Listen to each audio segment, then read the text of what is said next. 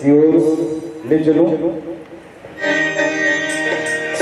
हरि ओम में ओम समाना है, मेरा भोला नगर में आया है।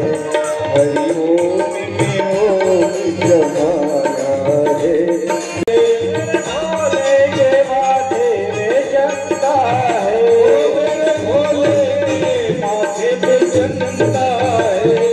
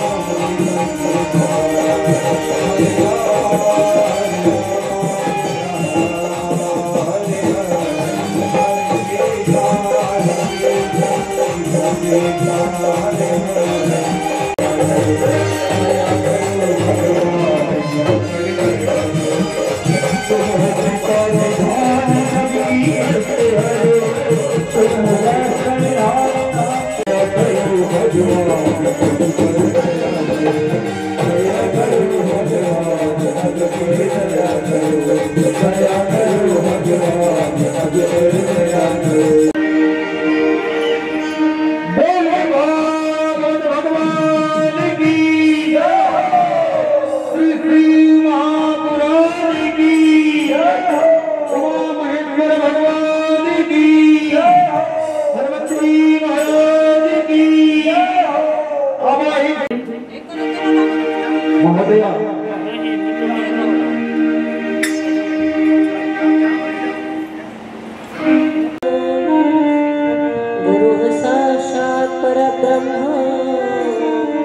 तस्मै श्री गुरुवे नमः। सर्वबाधा विनिर्मुक्तो धनधान्यं सुखान्वितं मनुष्यो मत्प्रसादेन। शिव महापुराण की हर हर हर हर महादेव। तो भक्तों,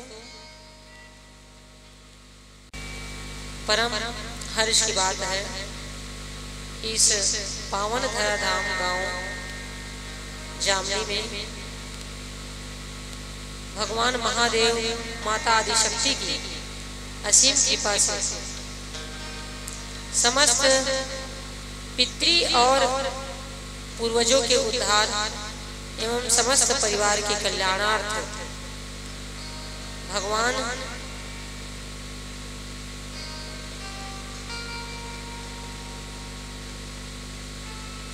पितृ पूर्वजों के कुल उद्धार और परिवार के कल्याणार्थ भगवान भोलेनाथ और माता आदिशक्ति की कृपा से इस पावन धराधाम में श्री घसियाराम यादव एवं उनके परिवार के द्वारा इस पावन श्री शिव महापुराण की कथा का आयोजन किया गया है, जिसमें से भक्तों आज द्वितीय दिवस है। तो आइए भक्तों, हम सब भोलेनाथ के उस कथा में प्रवेश करने से पूर्व समस्त भक्तों का इस वास मन से मैं हार्दिक स्वागत करती हूँ। सिय राम मैं सब जग जानी करहूँ प्रणाम, झूर जुग पानी। आए हो तो कीजिए श्री शिव कथा का पान, सब भक्तों को कमल कृष्ण प्रिया का कोटि कोटि प्रणाम। तो सभी भक्तों का इस व्यास में से हार्दिक स्वागत। जो दूर दराज से आई हुई माताएं हैं, बाल गोपाल हैं, पितृतुल्य दादाजी जितने भी माता पिता सब यहाँ पर पधारे हुए हैं, आप सभी का हाथ जोड़ करके स्वागत है, अभिनंदन है। भगवान महादेव की कृपा आप पर हमेशा बनी रहे, भगवान से ही प्रार्थना करती हूँ। तो आइए भक्तों, हम सब भगवान महादेव के नामों का उच्चारण करें और अपने मन वाणी को पवित्र करें। प्रेम से भोलेनाथ भगवान की जय हो।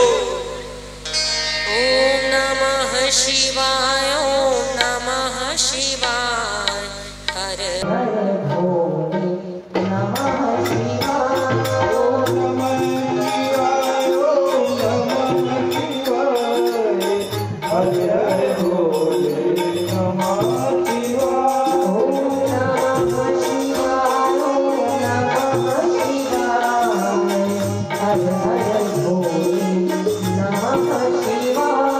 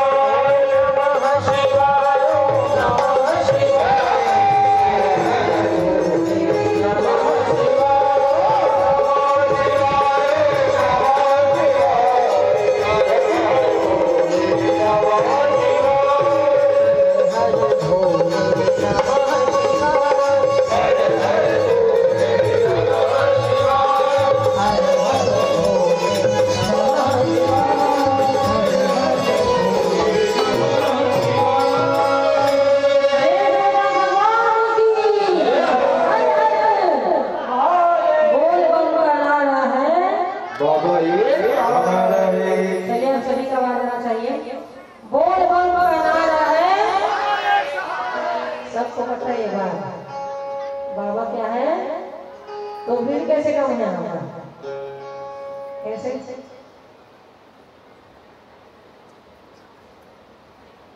तो मैं बता रही थी भीड़ कोई कम है, क्योंकि भगवान महादेव जिस पर कृपा करने वाले होते हैं, भगवान की जिस पर कृपा होगी और भगवान जिस पर अपना कृपा का बरसात करना चाहेंगे वही इस पंडाल में आकर के बैठ सकते हैं।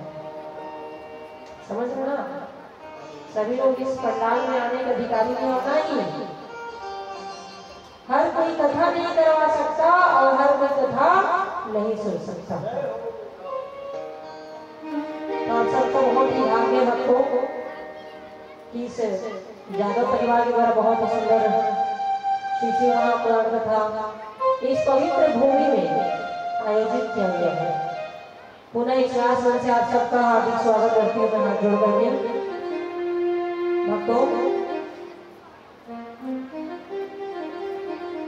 कल की कथा में आप सबने क्या सुना? कैसे परीक्षित जी क्या सुने? कल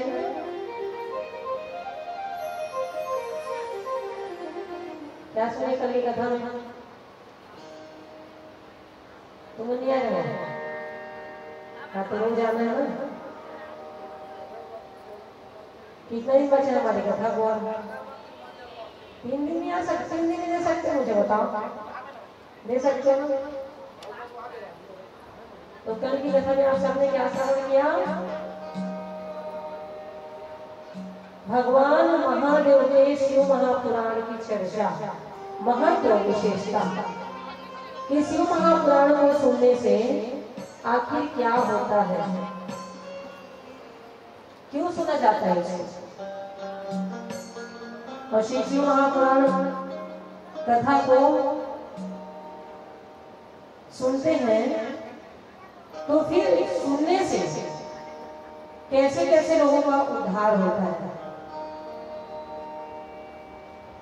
और श्री शिव महापुराण कथा को सुनने से किन किन लोगों का उद्धार हुआ। हमने कल की कथा में आप सबको सुनाया था, है ना? तो किनका किनका उद्धार हुआ नाम बताओ? बिंदु, चंचुला और देवराज। देवराज ने जीवन भर महाभयंकर पाप किया। जब उसको ज्वर आ गया था, बुखार लग गया था, तो इसी कारण से मजबूरी में उनको शिव पुराण की कथा सुननी पड़ी। तो इससे उनको उद्धार हो गया। तो मजबूर होकर देवराज ने क्या किया? कथा सुना। कहते धर्मवान की भक्ति नहीं हो सकती, कहते ना। और धर्मवान के अगर आप कुछ काम करो तो होगा जरूर। आपके बच्चे अगर बात नहीं मानते तो आप 1 दिन 2 दिन 3 दिन 4 दिन अगर 21 दिन तक आप पीछे लगे रहोगे ना लगातार तो जरूर बात मानेगा, परंतु नित्य अभ्यास करना पड़ेगा उसके लिए, क्योंकि करत करत अभ्यास जड़मति हो सुजान। कोई भी चीज हो बिना मेहनत के वो असंभव है।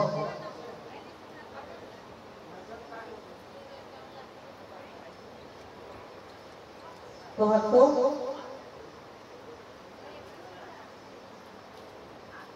देवराज को क्या आ गया था? जोर से बोलो, बुखार आ गया है ना? तो बुखार जैसे ही आया था तो उसी का लक्षण को शिव महापुराण की कथा सुननी पड़ी मजबूरी में। फिर भी भगवान ने उसका अंतिम समय में उद्धार किया है। फिर जो शिव महापुराण कथा की। अच्छा, आग है, आग उदाहरण के तौर पे अगर हम समझे, अगर अग्नि है आसपास और अगर आपका हाथ या पैर उसमें लग जाए तो आपको चोट लगेगा कि नहीं लगेगा? हाथ जलेगा नहीं जलेगा? तो उसी प्रकार से शिव महापुराण और भागवत में कहा गया है तो चाहे हास में, परिहास में, संकेत में और भूल से कैसी भी स्थिति में आप भगवान का नाम ले तो उससे भी अनेक पुण्यों की आपको प्राप्ति मिलेगी। जैसे अग्नि में पैर पड़ जाने से चाहे गलती से ही क्यों न पड़े, जलता जरूर हाथ पर, उसी प्रकार गलती से ही अगर आपके मुख से भगवान का नाम निकल जाए तो अवश्य आपको क्या होता है, उसका पुण्य का प्राप्ति होता है। तो हमें देखा कि इस प्रकार देवराज नामक ब्राह्मण का भगवान महादेव ने उद्धार किया। अब कल की कथा में हमने और सुना बिंदु, है ना? बिंदु कौन है? कैसे कथा कैसे नहीं बता पा रहे हैं? तुमने सोचा था कि टोटका बताई करके, हैं? टोटका वाली मैं हूँ, मैं हूँ कथा वाली। टोटका ज्यादा चलता नहीं है, तो किसी महापुराण कथा में टोटका नहीं है। हाँ ये है कि आप ये चढ़ाओगे, चढ़ाते हो, है ना? कनेर का पुष्प है, बेल पत्र है, बहुत सारे ऐसे ऐसे वस्तुएं हैं जिसको चढ़ाने से भगवान की प्राप्ति हो जाती है। वो आपको हम बता सकते हैं। तो जो मेन कथा है उस पर आपको क्या करना चाहिए? ध्यान देना चाहिए।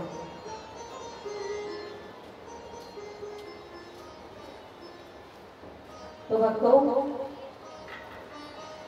बिंदु ने अनेक पाप किया, ऐसा भयानक पाप किया था, ब्राह्मण होते हुए जो उन्होंने जीवन भर पाप किया था,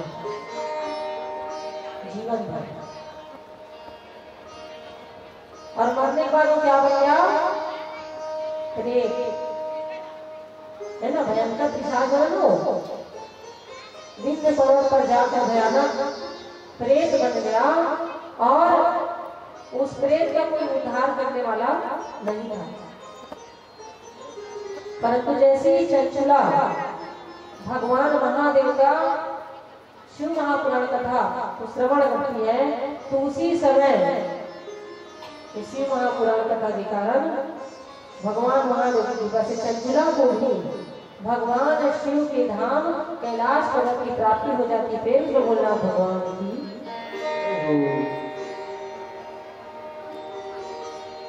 तो शिव महापुराण की कथा चंचला ने सुना, इस कारण से उनको कैलाश पर्वत की प्राप्ति हुई। तो इसी चंचला ने माता पार्वती से प्रार्थना किया था कि हे माता, मेरे स्वामी की क्या स्थिति है, कौन सी गति उनको प्राप्त हुई है, मैं जानना चाहती हूँ। क्योंकि उन्होंने जीवन भर पाप किया था। मेरा तो चलो शिव महापुराण कथा सुनने से उद्धार हो गया, परंतु मेरा पति एक नंबर का पापी था, उसको कौन सी गति प्राप्त हुई?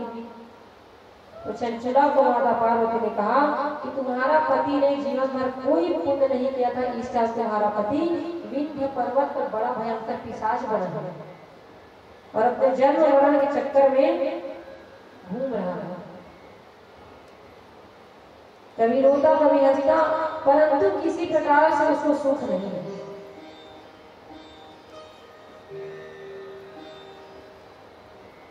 तो बिंदु ने क्या किया? जवानी में पाप किया। किसमें पाप किया है? जवानी में। सब जवानी जोश में क्या करते हैं? बहुत ज्यादा पाप में लग जाते हैं। अभी तो हम जवान हैं, हमारा कौन क्या बिगाड़ सकता है।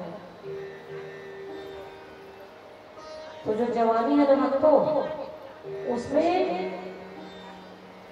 क्या करना चाहिए? हमेशा अच्छे कार्य, अच्छे दिशा का चुनाव करना चाहिए। क्योंकि जवानी क्या है? एक खिला हुआ फूल देखियो ना, तो खिला हुआ फूल है जवानी, और मुरझाया हुआ फूल क्या है?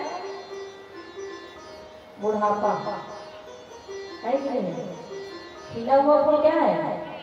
जवानी, और मुरझाया हुआ फूल बुढ़ापा। इसी कारण से जब कभी भी भक्ति करनी हो तो आपको युवावस्था से बाल्यावस्था से प्रारंभ करनी चाहिए, क्योंकि जो मुरझाया हुआ पुष्प है, बुढ़ापा जो है कभी भगवान का अर्पण होने वाला नहीं है। तो भक्तों, बिंदु ने जीवन भर पाप किया, इस कारण से उसको विंध्य पर्वत में अपने कर्मों के कारण ही बड़ा भयानक पिशाच के रूप में उसको अनेक प्रकार की यातनाओं का सामना करना पड़ा। परंतु उनकी धर्म पत्नी चंचला ने अपने पति के उद्धार हेतु माता पार्वती से प्रार्थना किया कि हे स्वामी,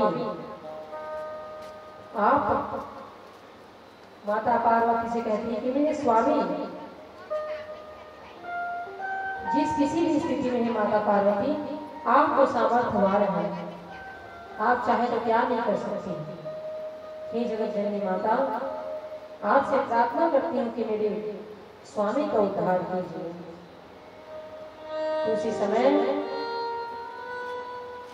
माता चंचला की इस प्रकार करुण पुकार सुनकर माता पार्वती कहती है, ये चंचला तुम मेरी प्रिय सखी हो और एक धर्मात्मा पुरुष और एक भक्तिवती माता ही अपने कुल का उद्धार करती है।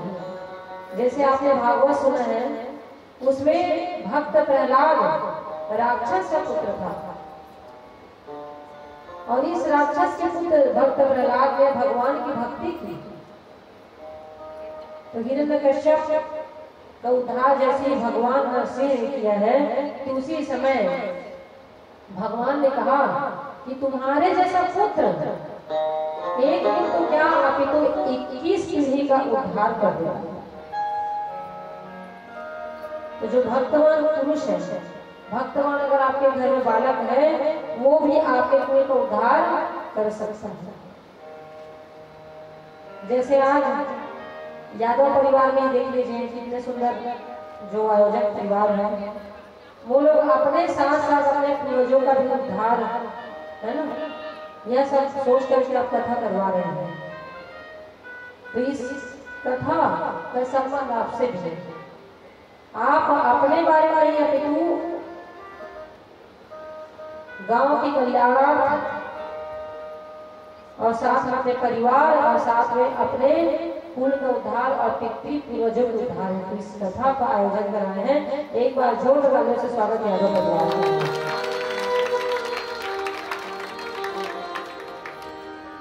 और बहुत ही सुंदर इनका जो परिवार है, संस्कारवान है। बनती है यहाँ 2 दिन तक नहीं मैं देख रही किस प्रकार से दिन भर इनको पूजा पाठ में लगे रहते हैं, किसी प्रकार का लड़ाई ना झगड़ा, सब लोग बढ़िया खुशी खुशी रहते हैं। तो ऐसा क्यों हो रहा है? क्योंकि भगवान की असीम कृपा आपके परिवार पर आप सब पर है, तब आप भक्तवान होकर के बैठे हैं। नहीं तो दुनिया में अनेक काम है, हजारों करोड़ों काम है, तो खींचता रहता है, पर ये काम रात में होता रहेगा। और ये जो शिव महापुराण की कथा, भागवत कथा आपको कभी जीवन में मिलने वाला नहीं है, परंतु अगर उसकी कृपा हो जाए तो फिर संसार में आपको कथा सुनने से कोई रोक नहीं सकता है। तो चंचला इतनी भक्तिवती थी, इस कारण से जो कथा सुनता है ना, वो क्या हो जाता है? संस्कारवान हो जाता है। जो कथा सुनता है संस्कारवान हो जाता है। उसी प्रकार चंचला भी संस्कारवान हो गई। और इस चंचला ने अपने पति के उद्धार हेतु माता पार्वती से प्रार्थना किया। माता पार्वती ने तुमरु गंधर्व को विंध्य पर्वत पर भेजा और गंधर्व तुमरु ने भगवान महादेव के शिव महापुराण की कथा उस पिशाच को सुनाया। उसी समय शिव महापुराण कथा को सुनने से ही उस बिंदु को पिशाच होने से मुक्ति मिल जाती है। प्रेम से शिव महापुराण कथा की। तो आप सबको क्या समझ में आया? शिव महापुराण की कथा जो है जिंदों का कल्याण करती है, अपितु मरे हुए का भी कल्याण कर रही है। जो भूत प्रेत बन गए हैं उनका भी कल्याण कर रहा है। तो हम सबका कल्याण क्या होगा बताओ? होगा कि नहीं होगा? तो कौन कौन है जिंदा? हाथ उठाओ। सब लोग है ना? अब बाकी लोग ना बीच वालों को छोड़िए। जिंदा कौन कौन है बताया आप सबको? जो लोग कथा सुनते हैं वही लोग जिंदा हैं, और बाकी जो कथा नहीं सुनते वो क्या है? मुर्दे के समान। तो आप सब क्या है? अभी जिंदा है। तो बहुत बहुत बधाई, आप सब लोग जिंदा हैं उसके लिए। और ऐसे ही जीवित रहिए। भगवान आप सबको ऐसे ही जिंदा रखे, आकर के अपने जीवन को बिताते कीजिए। क्योंकि बार बार ऐसा भाग्य आप सबको प्राप्त होने वाला नहीं है। क्या यहाँ कोई बार बार कथा करवाएगा? बताओ। ये सब भगवान की कृपा है, भक्त जो होता है, और वो भी घनघोर जंगल में। ये तो मेरा पहली बार है ना, पहली बार कथा इतना सुंदर वन में कहने को मिल रहा है। आत्मिक शांति की प्राप्ति होगी, क्योंकि असली कथा जंगल में ही होता है। आजकल तो सब फैसिलिटी की वजह से सब बड़ा बड़ा भवन पर कर रहे हैं, खर्चा बहुत ज्यादा बुकिंग कर करके, है ना। परंतु यहाँ पर आप सब देख सकते हैं कि अगर कूलर नहीं चले फिर भी यहाँ पर प्राकृतिक वातावरण साफ सुथरा है, और सबसे ज्यादा यही आपके जीवन में कार्य करता है। बहुत ही सुंदर परिणाम इस हवा से देखने को मिलता है आपके जीवन में। तो आप सब धन्य हो ही, धन्य हो भी नहीं हो, कथा हो रहा तो मैं भी बहुत धन्य हूँ यहाँ पर आकर के। सब लोग देख रहे हैं मोबाइल में, सब पूछ रहे कहाँ पर हो रहे कथा, जंगल में। ये पहली बार है ना, एक बार जोड़ने वाले सभी भक्तों से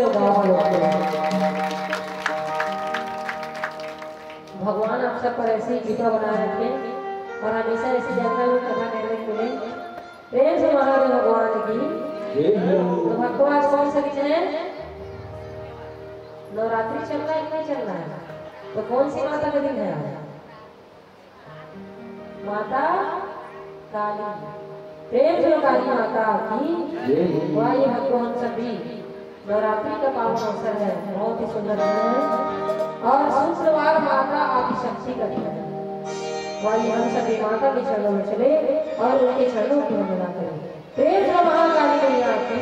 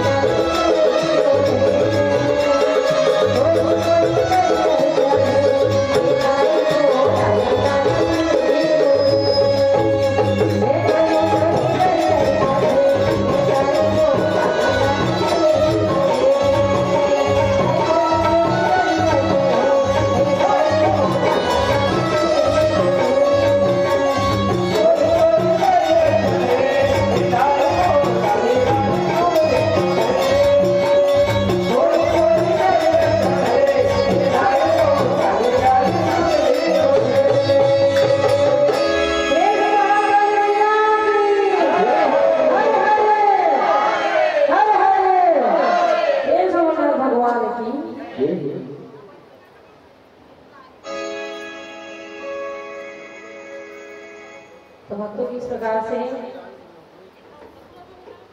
भगवान महादेव की शिव महापुराण कथा को सुनने से ही समस्त पापियों का उद्धार इस कथा को सुनने से हो जाता है ना।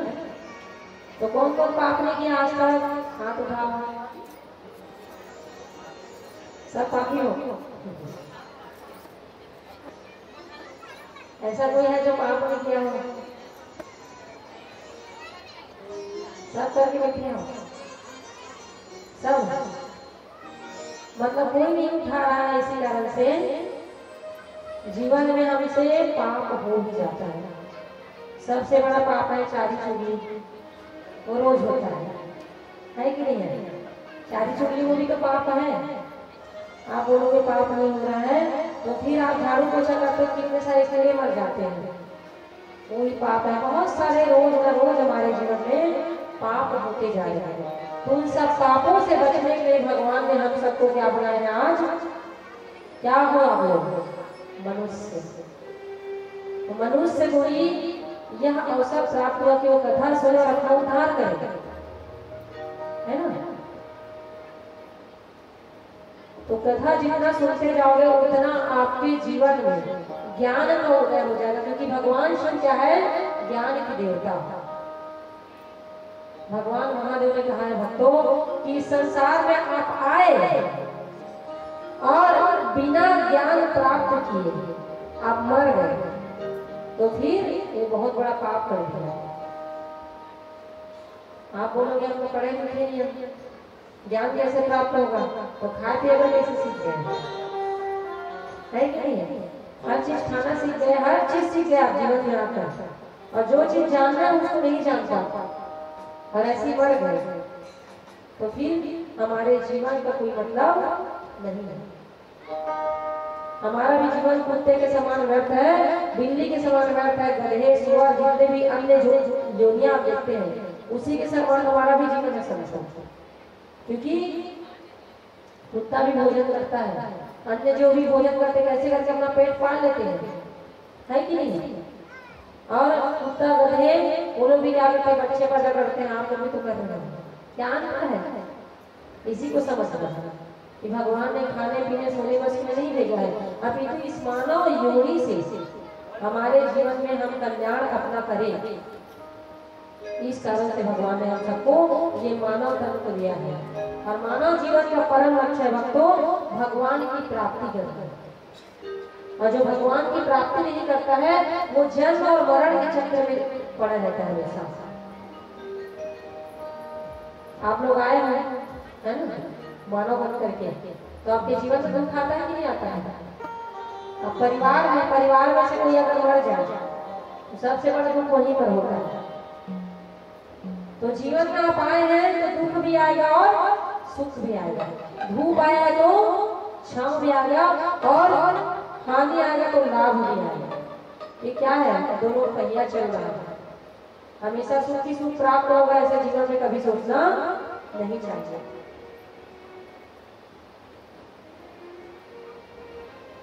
भगवान ने जो दिया है आपको उसी में उसको स्वीकार करना सीखिए। तो भक्तों बहुत ही अनेक प्रकार से बिंदु चंचला जुराज ने बहुत पाप किया, वसी महापुराण कथा को सुनने से उसके सारे पाप भस्मीभूत हो गए। क्योंकि डॉक्टर के पास जाओगे आप तो वो सिर्फ आपका बुखार ठीक कर सकता है, आपके पाप उतार सकता है। पापों को अगर कोई उतारेगा तो कौन उतारता है? कौन? जोर से बोलो। बाबा सहारा है करके बोल दिए, पर पापों को उतारने का काम कौन करता है? मन कब शुद्ध होगा आपका? जितना ज्यादा आप भगवान की कथा सुनोगे, जितना ज्यादा आप भगवान का नाम लेते जाओगे, तब मन जो है आपका साफ होगा। नहीं तो रात दिन गाली गलौज, अपशब्द, अपमान, अनेक प्रकार के पापों से हमारे शरीर भरा पड़ा है। तो सफाई कब करोगे? जब यहाँ पर आकर बैठोगे तब भगवान आपके शरीर की सफाई करेंगे। वैसे ही महापुराण कथा को सुनने से भक्तों हमारे मन की सफाई हो जाती है। और जैसे ही मन की सफाई हुई उसी समय यह मन जो है आपका सबके लिए अच्छा सोचना प्रारंभ कर देगा। जो मनुष्य सबके लिए अच्छा सोचता है ना, उसका भगवान कभी कुछ बिगड़ने नहीं देते, क्योंकि जीवन में आप आए हैं अभी, तो अच्छा मनुष्य रहेगा ना, उसी को दुनिया नीचे गिराने का प्रयास करती है बहुत ज्यादा। इसी वजह से क्या कहा गया है, सत्य विचलित हो सकता है परंतु पराजित कभी नहीं हो सकता। वो विचलित बहुत करेगा आपको। जैसे भक्त प्रहलाद है, उसके जीवन में कितनी सारी कठिन तपस्या आई है कि नहीं है, कितना बार उसको मारने का प्रयास किया गया। सीता माता को देख लीजिए, उनका धैर्य का कितना परीक्षा लिया गया, और ध्रुव महाराज को देख लीजिए तो उनके धैर्य का कितना परीक्षा लिया गया। मीराबाई को देख लीजिए, मतलब आप जान लो अगर आप कथा सुन रहे हैं तो आपके जीवन में विपत्ति आएगी, और उस विपत्ति से किस प्रकार से छुटकारा पाना है। आपके जीवन में कभी दुख आ जाए, क्लेश आ जाए, कभी कष्ट आ जाए, उस कष्टों से बचने को उपाय आपको शिव महापुराण कथा में सुनने को प्राप्त होगा। प्रेम से महादेव भगवान की, तो पापों से बचना है तो शिव महापुराण सुनिए, अपनी मनोकामनाओं की पूर्ति करना है तो शिव महापुराण सुनिए, और अपने दुखों से बचना है तो भी शिव महापुराण सुनिए। हर प्रकार के दुखों का इलाज शिव महापुराण कथा में आपको सुनने को मिलेगा। और कथा को सिर्फ सुनना नहीं है भक्त, उसको अपने जीवन में उतारना भी है। अगर मैं आपको कह दी कि आप झूठ मत बोलिए, तो आपको झूठ नहीं बोलना है। यहाँ पर आए, कथा सुने, और जाकर एक कान से सुने दूसरे कान से निकाल दिए, तो फिर समझे आपने कथा नहीं सुनी। तो ऐसे लोग को यमराज 2-4 जगह और ज्यादा मारता है कि तुम कथा सुने और उस बातों का अनुसरण नहीं किए। तो गेड़ा खाना है, रोज आगमन है, अनुसरण नहीं करना है। अनुसरण करोगे नहीं करोगे, सबको करना है ना। प्रेम से बोलना भगवान की।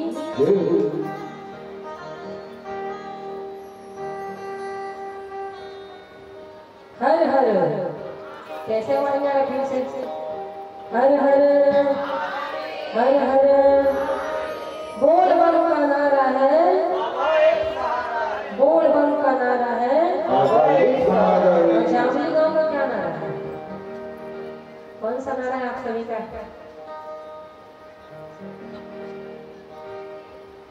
भोलेनाथ। जामली गांव का नारा है भोलेनाथ सहारा, ऐसा बोलते हैं। जामली गांव का नारा है, और सिरसिड़ी क्या नारा है, और नवाडी का, सब तो एक ही आसपास गांव। प्रेम से बोलना भगवान की। तो इसी कारण का सभी भक्तों का यही नारा है,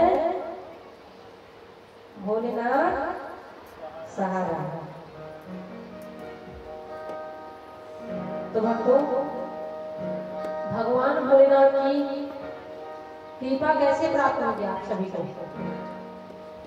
जब आप कथा सुनने आए हैं या उनकी पूजा कर रहे हैं कभी। अच्छा, पशुपति व्रत उपवास कौन कर रहे हैं? हाथ उठाओ।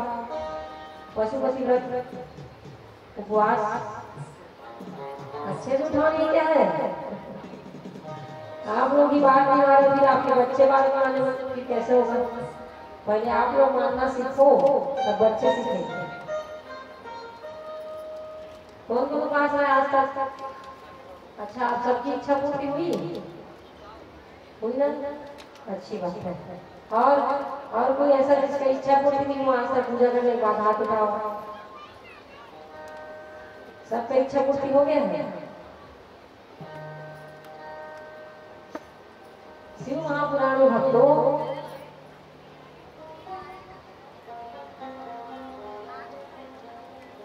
साधन बताए गए हैं। अगर महादेव को प्रसन्न करना है, अगर अपनी इच्छाओं की पूर्ति करना है, तो उसके लिए क्या साधन कहे गए हैं? पहला साधन है श्रवण। श्रवण अर्थात सुनना। इस दुनिया में सबसे कठिन काम है किसी का सुनना।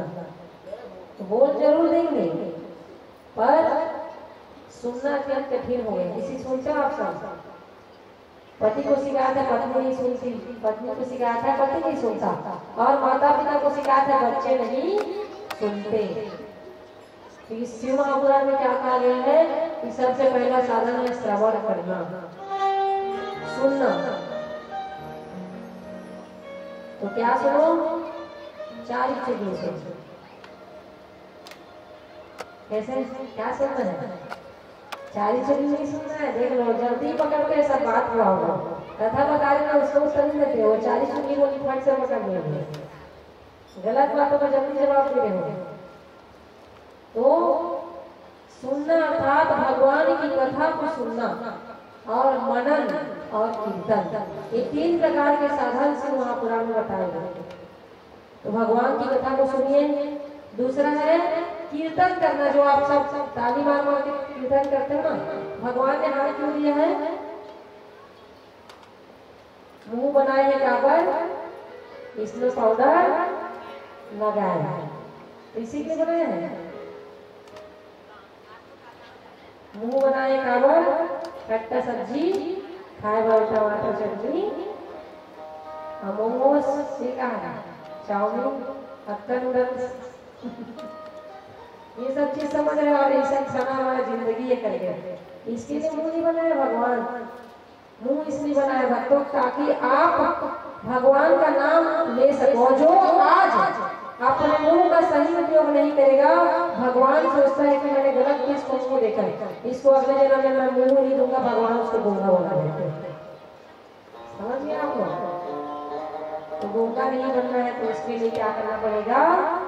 जितना हो सके भगवान का नामोच्चार करना पड़ेगा। और अभी मौका है।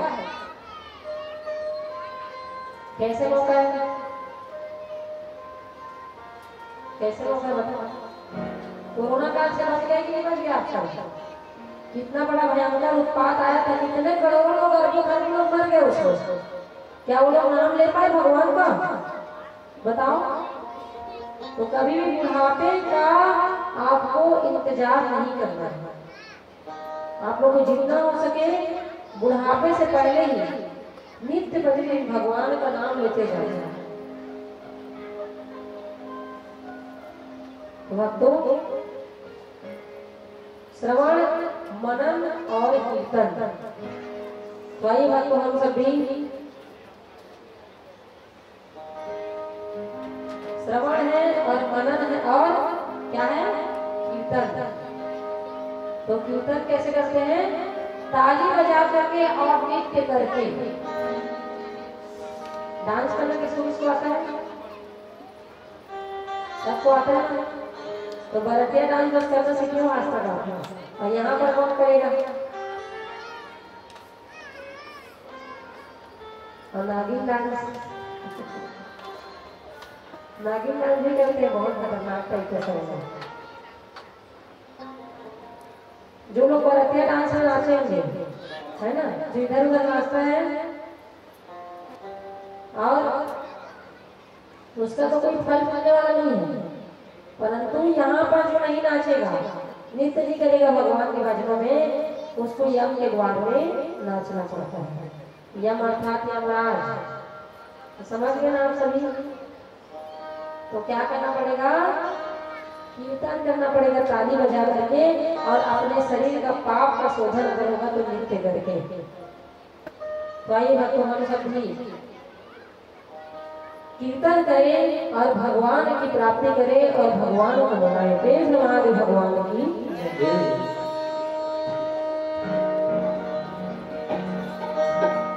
बहुत ही अच्छा भजन का श्रवण करें। जीवन में अपने कर्तव्यों का निर्वहन नहीं करेंगे तो हमें उसका लाभ नहीं मिलेगा।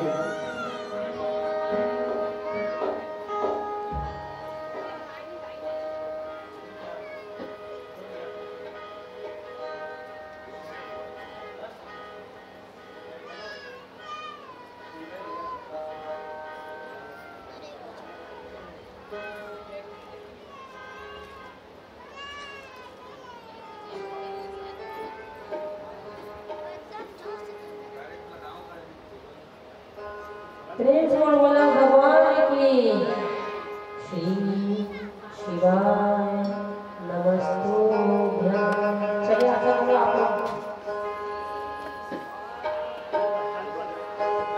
हाँ जोर से आवाज आना चाहिए आप सभी का।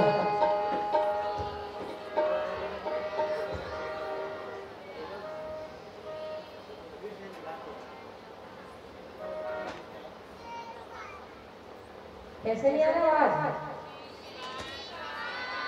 करते रहो जब तक भजन न चले।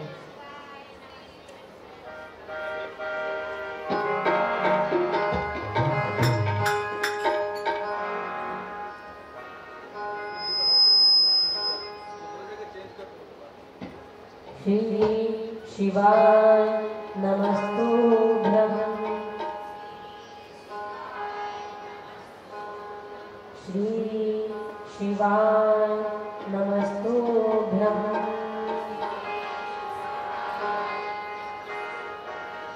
भूला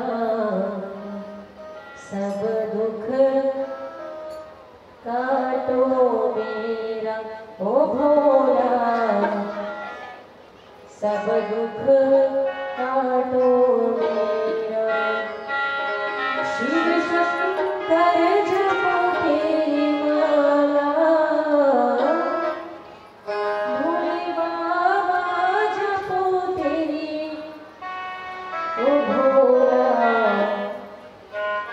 सब दुख। जोर से बोलो।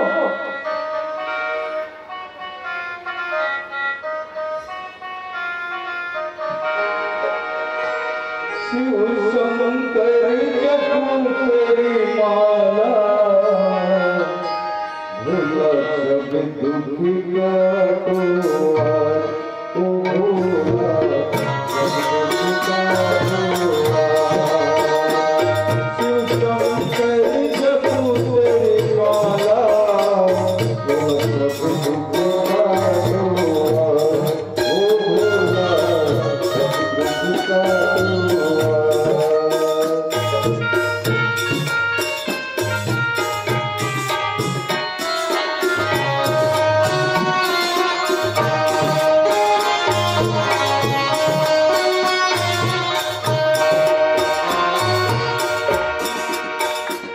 शिव शंकर जपो तेरी माला, भोला सब दुख काटो ओ भोला, सब दुख काटो।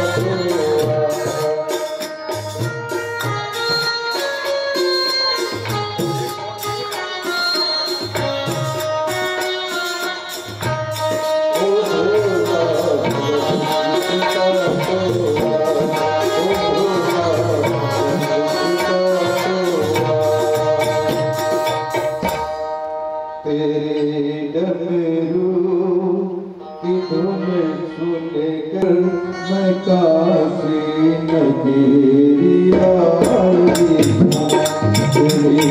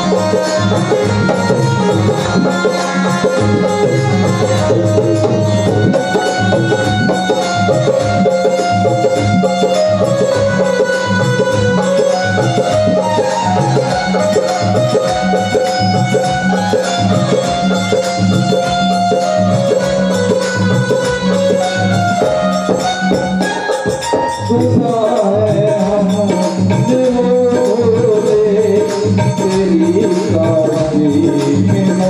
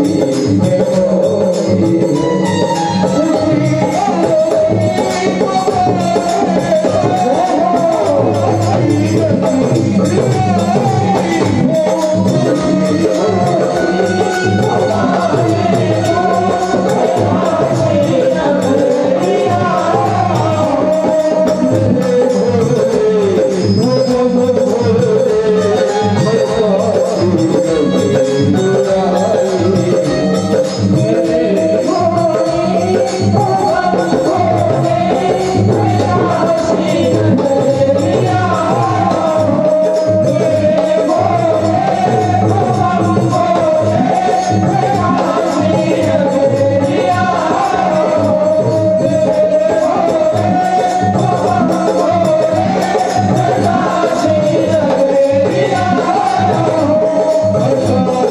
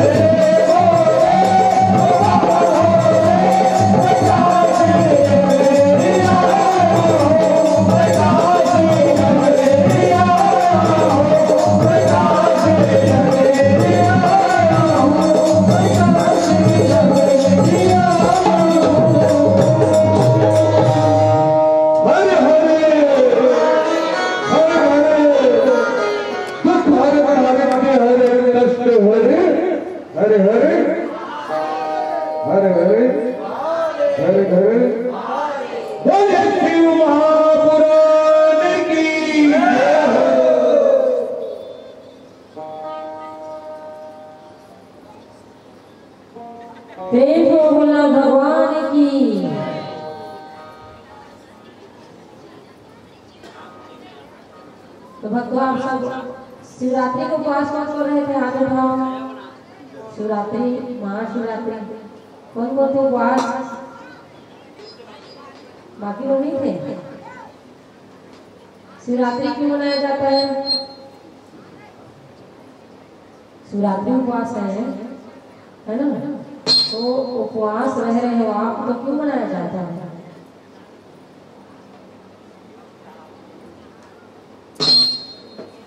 यही तो जानने के लिए महापुराण कथा करवाया जा रहा है। आखिर शिवरात्रि के दिन हुआ क्या था, है ना?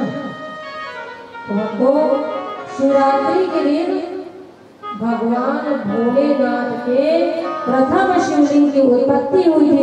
भोलेनाथ भगवान की तो प्रथम शिवलिंग की उत्पत्ति कहाँ हुई है?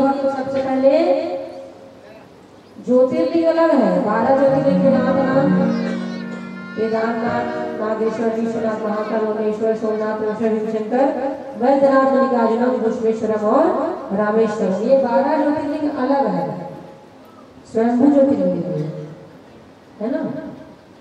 स्वयं से प्रकट हुए महादेव। 12 ज्योतिर्लिंग की जब आपको मैं कथा श्रवण करवाऊंगी तो उस दिन मैं आपको बताऊंगी कैसे कैसे क्यों महाकाल भोलेनाथ का प्राकट्य हुआ है। उज्जैन में जो महाकाल बाबा है, सोमेश्वर महादेव है सोमनाथ गुजरात में, ओंकारेश्वर है, नागेश्वर है, जितने भी ज्योतिर्लिंग है हमारे इस भारत भूमि में, तो इनको उनकी उत्पत्ति क्यों हुई है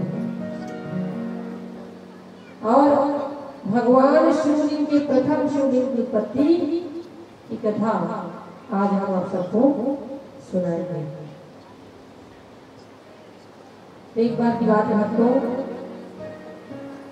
भगवान नारायण क्षीर सागर में शयन कर रहे थे। उसी समय ब्रह्मा जी के पास समस्त ऋषिगण जाकर के कहते हैं कि हे ब्रह्मा देवता, इस संसार में सर्वश्रेष्ठ कौन है? ब्रह्मा जी कहते हैं कि सर्वश्रेष्ठ तो महादेव है। तो जितने भी ऋषि मुनि कहते हैं महादेव, तो इस बात की पुष्टि कैसे हुई ब्रह्मा जी? तो ब्रह्मा जी, भगवान नारायण और महादेव, ये तीन अंग है इस संसार के। ब्रह्मा जी है सृष्टिकर्ता और भगवान नारायण है पालनकर्ता और महादेव कौन है? संहारकर्ता।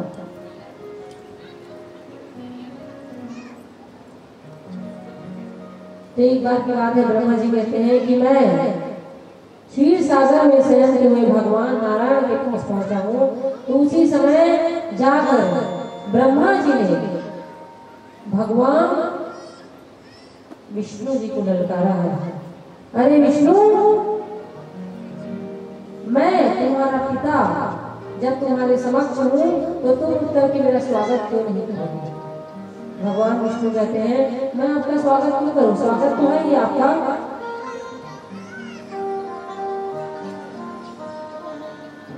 आपका हार्दिक अभिनंदन है, उसमें कोई बात की कमी नहीं है, परंतु एक ब्रह्मा जी आप भूलिए मत, आपको मैंने जन्म दिया है, आपने मुझे जन्म नहीं दिया। ब्रह्मा जी कहते हैं कि बताइए नारायण, इस संसार को किसने बनाया? समग्र सृष्टि को किसने बनाया? भगवान नारायण कहते हैं मैंने बनाया। तो ब्रह्मा जी कहते हैं, भगवान नारायण कहते हैं कि ब्रह्मा जी हाँ ठीक है, इस समग्र सृष्टि तो आपका, आपने रचा हुआ। ब्रह्मा जी कहते हैं जो जब समग्र सृष्टि को मैं रच दिया, बना दिया हूँ, तो फिर तुम कहाँ से आए? समग्र सृष्टि को मैंने बनाया, फिर तुम मेरे भी तो पुत्र हुए। भगवान विष्णु कहते हैं अच्छा बताओ ब्रह्मा जी, आपका प्राकट्य का स्थल कौन सा है? ब्रह्मा जी कहते हैं कि मेरा जब जन्म हुआ तो मैं कमल से मेरी उत्पत्ति हुई है, कमल से मेरी उत्पत्ति हुई है। तो नारायण भगवान कहते हैं कि हे ब्रह्मा, जब मैं क्षीर सागर में शयन कर रहा था तो उस समय मेरी नाभि कमल से एक कमल उत्पन्न हुआ है और उसी कमल से तुम्हारा उत्पत्ति हुआ है। तो कौन पिता हुआ? मैं तुम्हारा पिता हुआ ना। तुमने मुझे उत्पन्न नहीं किया, मैंने तुमको उत्पन्न किया है, अतः तुम मेरा प्रणाम करो। तो ब्रह्मा जी कहते हैं तुम श्रेष्ठ नहीं हो, मैं श्रेष्ठ हूँ। भगवान विष्णु कहते हैं मैं तुम्हारा पिता, भगवान ब्रह्मा जी कहते हैं मैं तुम्हारा पिता। ऐसा कहकर के दोनों में आपस में क्या होने लगता है? विवाद होने लगता है, वाद और विवाद।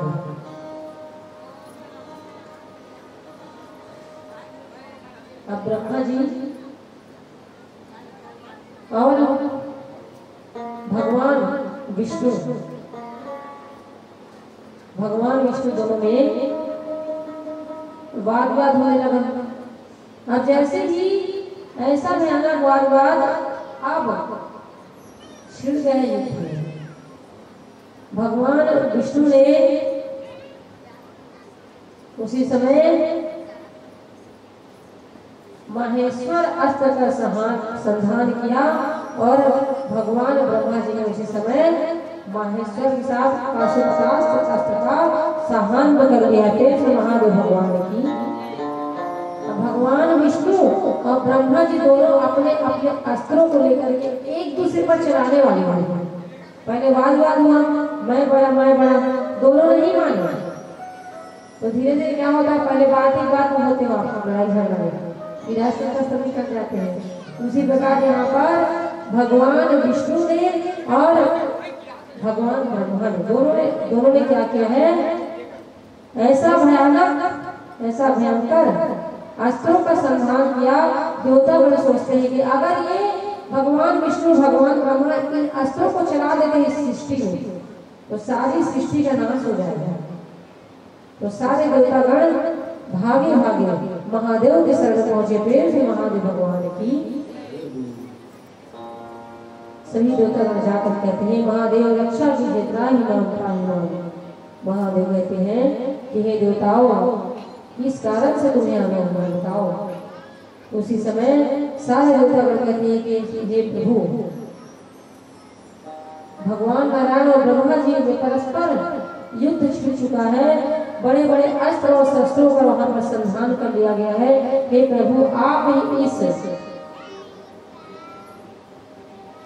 बहुत बड़ा जो विघ्न है, ये संघर्ष सृष्टि जलने वाली है, उसको आप ही बचा सकते हैं। एक प्रभु त्राहि नाम। महादेव कहते चिंता मत करो, मैं अभी जाकर के देखता हूँ। ऐसा कहकर महादेव तुरंत पहुंचे और जाकर के बादलों की ओट से जहाँ पर भगवान विष्णु और ब्रह्मा जी दोनों खड़े हुए थे अस्त्रों को लेकर के, उसी समय भगवान महादेव बादलों के ओट से दोनों को देखते हैं और देख करके विचार करते हैं कि अगर ब्रह्मा जी और भगवान विष्णु दोनों ने अस्त्र अगर छोड़ दिया तो समग्र सृष्टि का नाश हो जाएगा। इसको नाश होने से मुझे बचाना ही पड़ेगा। ऐसा विचार करके जैसे ही भगवान विष्णु और ब्रह्मा जी दोनों ने पाशुपतास्त्र अस्त्र और महेश्वर अस्त्र को जैसे ही छोड़ा है, उसी समय भगवान महादेव तुरंत अपने उस स्वरूप को त्याग करके उसी समय साक्षात महेश्वर ज्योतिर्लिंग में प्रकट हो जाते हैं। फिर महादेव भगवान की भगवान महादेव अग्नि स्तंभ का रूप धारण करते हैं और जहाँ पर एक तरफ है विष्णु भगवान, एक तरफ है ब्रह्मा जी और बीच में भगवान महादेव का अग्नि स्तंभ जो शिवलिंग देख रहे हैं उसी का प्राकट्य हो जाता है। फिर भगवान की और जो अस्त्र छोड़ा गया था पाशुपतास्त्र अस्त्र और महेश्वर अस्त्र दोनों जाकर के उसी शिवलिंग में जाकर विलीन हो जाते हैं। फिर भगवान की हर हर हर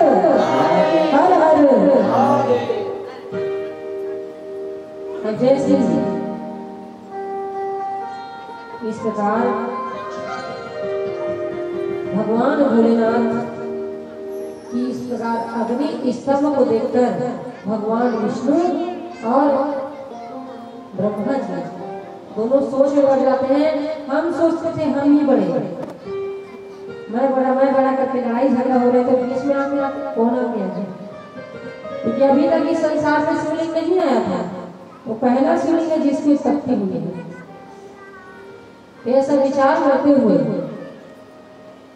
ब्रह्मा जी और विष्णु जी दोनों वाद को छोड़ दिए। कहते हैं सबसे पहले जो भी इस अग्नि स्तंभ अर्थात ये शिवलिंग जो उत्पन्न हुआ है इसका ओर और छोर जो पता लगा लेगा वही संसार में श्रेष्ठ होगा, उसी की प्रथम पूजा होगी। भगवान विष्णु ने कहा तुम्हारी मुझे स्वीकार है। तो ब्रह्मा जी ने उसी समय हंस का रूप धारण किया है और भगवान विष्णु ने शुकर का रूप धारण किया। प्रेम से नारायण भगवान की शुकर अर्थात सुवर वराह रूप धारण करके तुरंत भगवान विष्णु को कहते हैं ब्रह्मा जी आप जाइए नीचे और मैं जाऊंगा ऊपर। ऐसा कहकर ब्रह्मा जी तुरंत उस जो अग्नि स्तंभ था उनके बीच उसको देखने के ऊपर चढ़ते गए। इधर भगवान विष्णु नीचे पाताल लोक में चढ़ते चले गए। ऐसा खोजते ऐसा ढूंढते अनेक वर्ष बीत गए। अनेक काल तक उन्होंने उस अग्नि स्तंभ का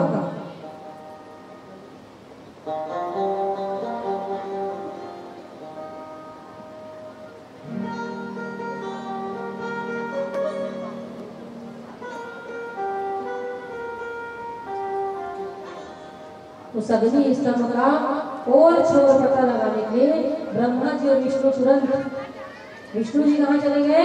पाताल लोक में चले गए और ब्रह्मा जी तुरंत ऊपर चले गए। और जैसे अग्नि स्तंभ कंपित हुआ था उसी समय एक पुष्प गिरा था। अच्छा बताओ भगवान शंकर में कौन सा पुष्प नहीं चढ़ाया जाता है? जो बताएगा उसके नाम मिलेगा। भगवान शंकर में कौन सा पुष्प नहीं चढ़ता है बताओ?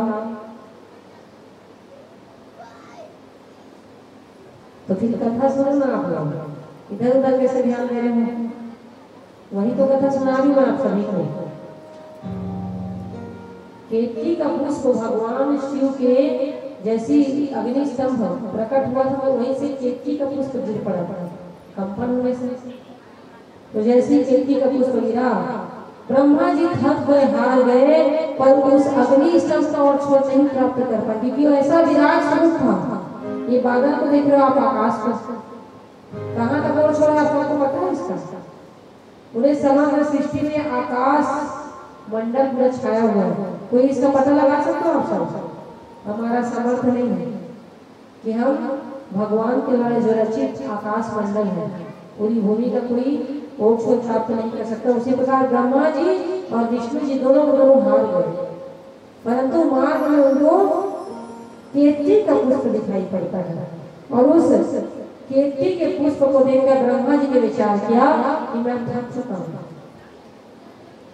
तो क्या किया जाए? केतकी का पुष्प को कहते हैं केतकी का पुष्प मैं अभी नीचे जाऊंगा वहां पर विष्णु भगवान मिलेंगे वहीं पर तुम जाकर के झूठ बोल क्या बोले ना? झूठ। क्या बोल रहे हैं? झूठ बोल रहे हैं। क्या झूठ बोल रहे हैं महाराज बताइए?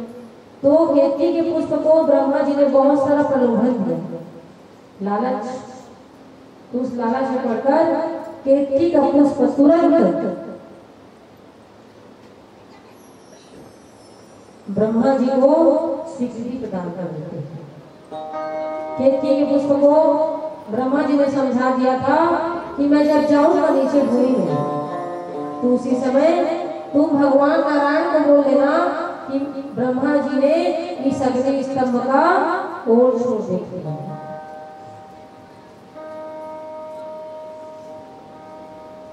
जब केतकी के पुष्प को इस प्रकार समझा दिए और ब्रह्मा जी केतकी के पुष्प को साथ में लेकर के तुरंत कहाँ पहुंच गए? विष्णु जी के पास पहुंच गए। प्रेम से नारायण भगवान की केतकी का पुष्प ब्रह्मा जी के कहे अनुसार भगवान नारायण को कह देते हैं कि हे भगवान नारायण ब्रह्मा जी ने मेरे सामने ही इस अग्नि स्तंभ का ओर छोड़ देते हैं।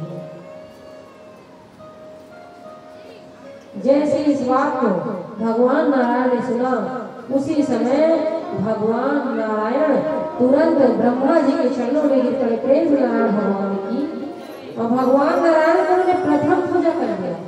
भगवान नारायण ने ब्रह्मा जी का प्रथम पूजा किया है और पूजा करके उनको जैसे पूजा कर रहे थे ना, उसी समय भगवान महादेव को यह बात सहन नहीं हुई।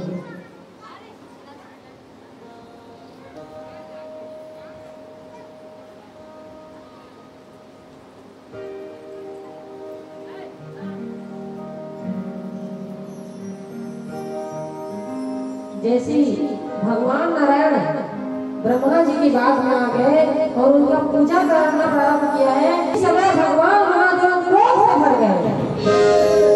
क्रोध में आकर कहते हैं कि मेरे सामने भगवान नारायण का अपमान सहन नहीं कर सकता।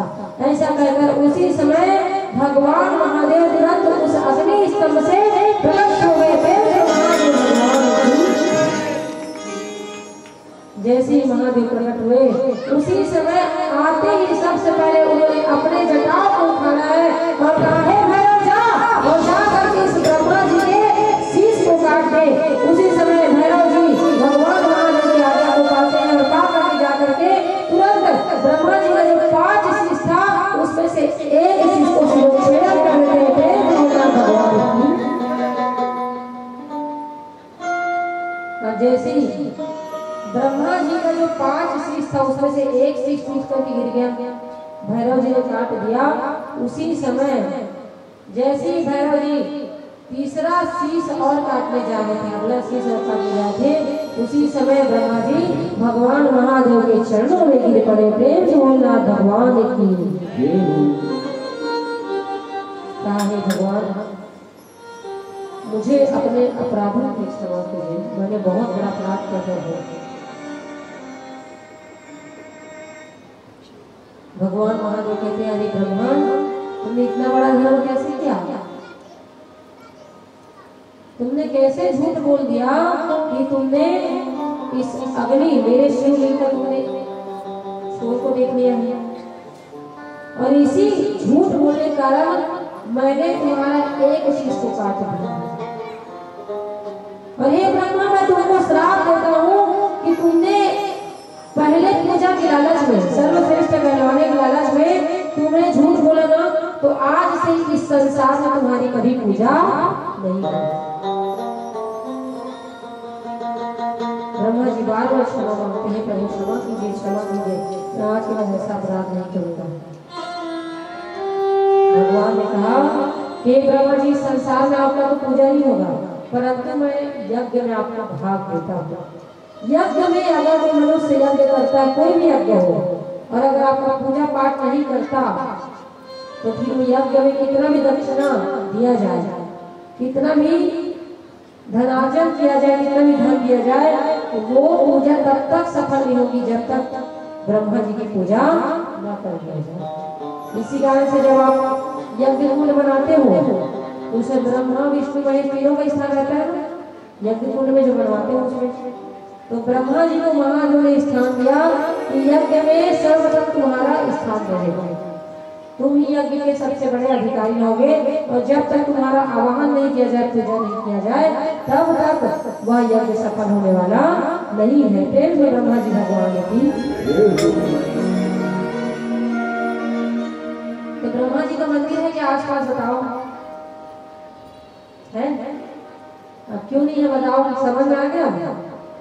क्योंकि भगवान महादेव ने श्राप दिया है कि संसार में तुम्हारी पूजा नहीं होगी, और यज्ञ जब होगा तो उस समय ब्रह्मा जी के वश से पूजा करना है।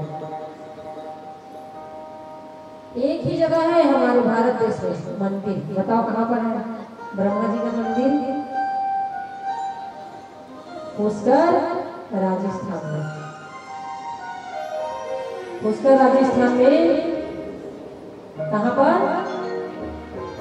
पुष्कर राजस्थान में ब्रह्मा जी का एकमात्र मंदिर है, वहीं पर उनकी पूजा होती है, और वो एकमात्र विश्व का एकमात्र मंदिर वहीं पर बना हुआ है। और कहीं पर भी आपको ब्रह्मा जी का मंदिर देखने को नहीं मिलेगा। क्यों नहीं मिलेगा? क्यों नहीं मिलेगा? क्योंकि महादेव ने श्राप दिया है। और क्यों श्राप दिया? श्राप दिया क्योंकि उन्होंने झूठ बोल दिया था। अब पहला श्राप मिला ब्रह्मा जी को, दूसरा श्राप मिला केतकी के पुष्प को। केतकी का पुष्प देखे हो अभी तक से? क्यों नहीं देखे हो? कोई बोलता है उसको? केतकी पुष्प देखे हो कोई? भक्तों, केतकी का जो पुष्प है उसको भगवान ने श्राप दिया, हे केतकी का पुष्प, तुमने इस ब्रह्मा जी के कहने पर झूठ बोला, असत्य भाषण किया, जाओ मैं तुमको श्राप देता हूँ, आज के बाद तुम कभी मेरी पूजा में स्वीकार। जब केतकी के पुष्प ने सुना उसी समय तुरंत अपने भूल में पश्चाताप करते हुए केतकी का पुष्प भगवान महादेव के चरणों में गिर पड़ा। प्रेम से महादेव भगवान ने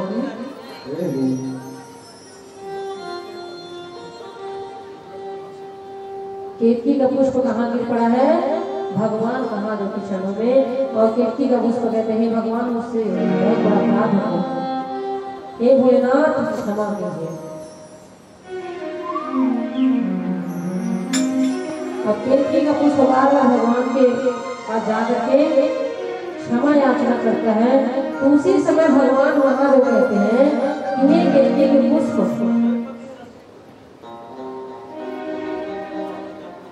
हे केतकी के पुष्प, तुम मेरी पूजा में तो स्वीकार नहीं किए जाओगे, परंतु जितने भी देवतागण हैं उसमें अवश्य तुम चढ़े जाओगे। परंतु कभी भी भक्तों केतकी के पुष्प को भूल कर भी भगवान महादेव के चरणों में अर्पण नहीं कर सकता है। इससे बड़ा हमारी दोष होता है कि शिव महापुराण कथा में बताया गया है। इस प्रकार केतकी के पुष्प के असत्य भाषण के कारण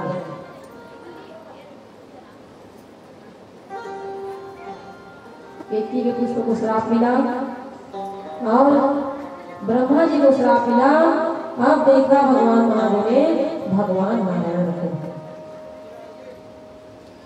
जैसे भगवान नारायण पर महादेव की दृष्टि पड़ी उसी समय भगवान महादेव कहते धन्य हो नारायण। भगवान नारायण प्रणाम करते हैं, महादेव प्रणाम। महादेव कहते धन्य हो नारायण, तुम्हारी आज से तुमने लालच में कोई काम नहीं किया, जबकि ब्रह्मा जी ने लालच में काम किया।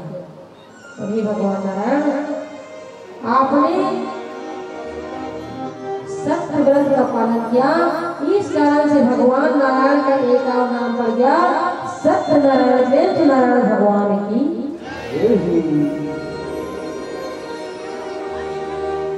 आइए भक्तों, हम सभी भगवान नारायण के चरणों को वंदना करें और उनका ध्यान करें।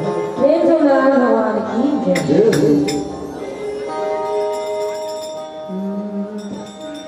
सावरे को दिल में बसा करके देखो,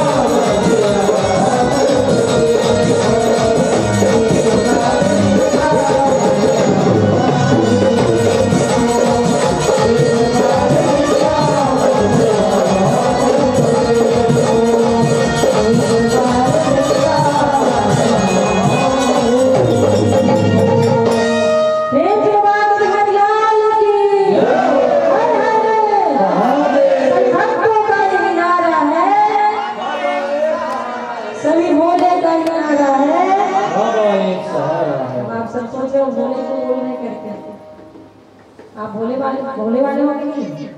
छत्तीसगढ़िया हो कि नहीं? छत्तीसगढ़िया है ना? तो सबसे बढ़िया क्यों कहा जा रहा है? क्योंकि छत्तीसगढ़िया क्या खाते हैं? मांस मछली। छत्तीसगढ़ी क्या करते हैं? शराब पीते हैं और गलत गलत कामों में लिप्त है। तो ऐसी हो जाए कि छत्तीसगढ़ी सबसे बढ़िया नहीं होंगे ना? ये सब तो छोड़ना पड़ेगा पहले, तब हम बढ़िया कहलाएंगे। पर उसके पहले बढ़िया है हम लोग। क्यों बढ़िया है बताओ? क्योंकि हमारे छत्तीसगढ़ वासी सबसे ज्यादा भोले भाले रहते हैं, इस कारण से बाहर के लोग आते हैं और ठग के चले जाते हैं। हो रहा है कि नहीं हो रहा है? सब ज्यादा मंगैया वगैरह देश में नहीं, तो ज्यादा छत्तीसगढ़ है ना? ये समिति वो समिति है वो ऐसे कर करके पैसा लूट के लेते थे बाहर के लोग। और छत्तीसगढ़ी वाला का बोला वाला वो बेचारा नहीं भले। छत्तीसगढ़िया तो बढ़िया हो कि नहीं हो? सब लोग बढ़िया है। तो जैसा बढ़िया है ना, तो ऐसे काम भी बढ़िया होना चाहिए आपको, तब हम बढ़िया कहलाएंगे। एक तरफ गलत गलत चीज करना बढ़िया कहलाएंगे, तो ऐसा नहीं है।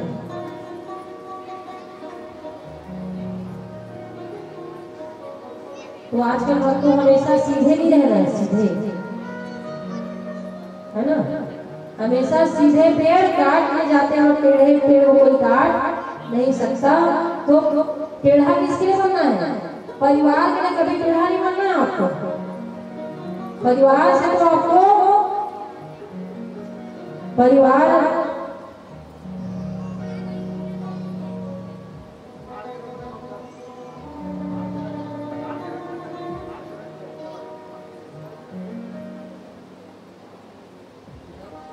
तो भक्तों, परिवार के लिए आपको प्रेम होना चाहिए। जितने भी माता पिता है, बुजुर्ग है, जितने भी आपके परिवार में है, उसके लिए कभी टेढ़ा नहीं होना आपको। कई लोग मुंह को टेढ़ गया चलते हैं, तो घर परिवार नहीं, कहाँ बाहर में जो गलत करता है उसके साथ, है ना। और घरे परिवार में महाराजी ने हमारा टेढ़ गया बताइए कि घरे परिवार थोड़ा टेढ़ क्या नहीं, घर परिवार में आपको प्रेम से रहना है, तब आपका परिवार अच्छे से चलेगा।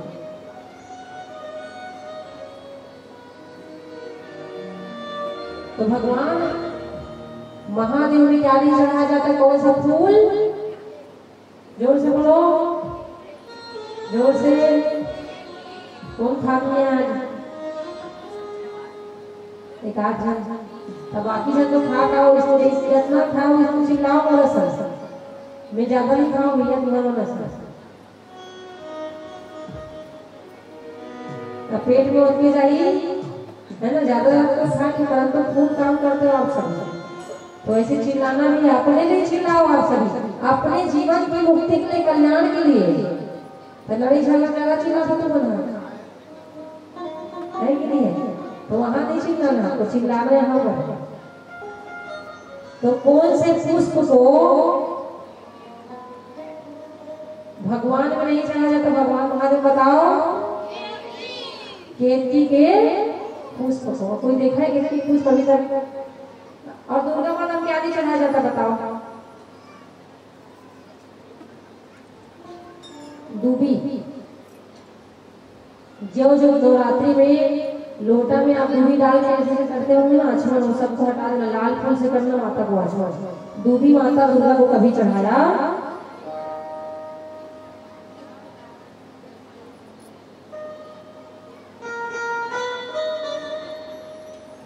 क्या नहीं चढ़ता है माता को? दूबी। और भगवान महादेव को कभी भी टूटा हुआ चावल नहीं चढ़ाया जाता, हमेशा उसको बासमती चावल जो लंबा लंबा रहता है ना, वो चावल चढ़ाया जाता है। गरीब महाराज कहाँ का वो बना, एक पैकेट ले लो वही, थोड़ा थोड़ा एक एक चढ़ाते जाओ, साल भर पूरेगा ना वो। क्योंकि प्रेम से अगर आप कुछ भी अर्पण करोगे भगवान को स्वीकार करेंगे।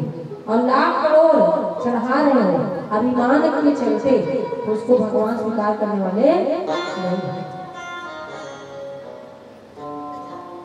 पूरे घर के वाला जब खाया बना था तो बना खाली भात ना, प्रेम से दूधा वो खाई, वैसे उद्देश्य से दूधा खा दिया बताओ। तो ऐसे भगवान भी है, प्रेम से भगवान का कुछ भी, एक पत्ता भी आप अर्पण करोगे, एक पुष्प, एक फूल, या अपने आप को कुछ नहीं है, अपने आप को चढ़ा दो, तो ही भगवान आप सबको ग्रहण करने वाले हैं। क्योंकि भगवान आप सबके प्रेम को देखते हैं, मन के भाव को देखते हैं। भोग चढ़ाना तो कौन खाता है? कौन खाए? प्रिंसिपल तो खाता है कि नहीं? भोग में चढ़ा देता हो, भगवान के नाम लेता हो, प्रिंसिपल खा लेता हो। तो भगवान क्या करते हैं? भगवान आपके उस भाव को ग्रहण करते हैं, आपने जो प्रेम से दिया था, है ना, प्रेम से जो आपने चढ़ाया है, भगवान आपके लिए बना रहा हूँ, ये मतलब भावना है ना कि भगवान को।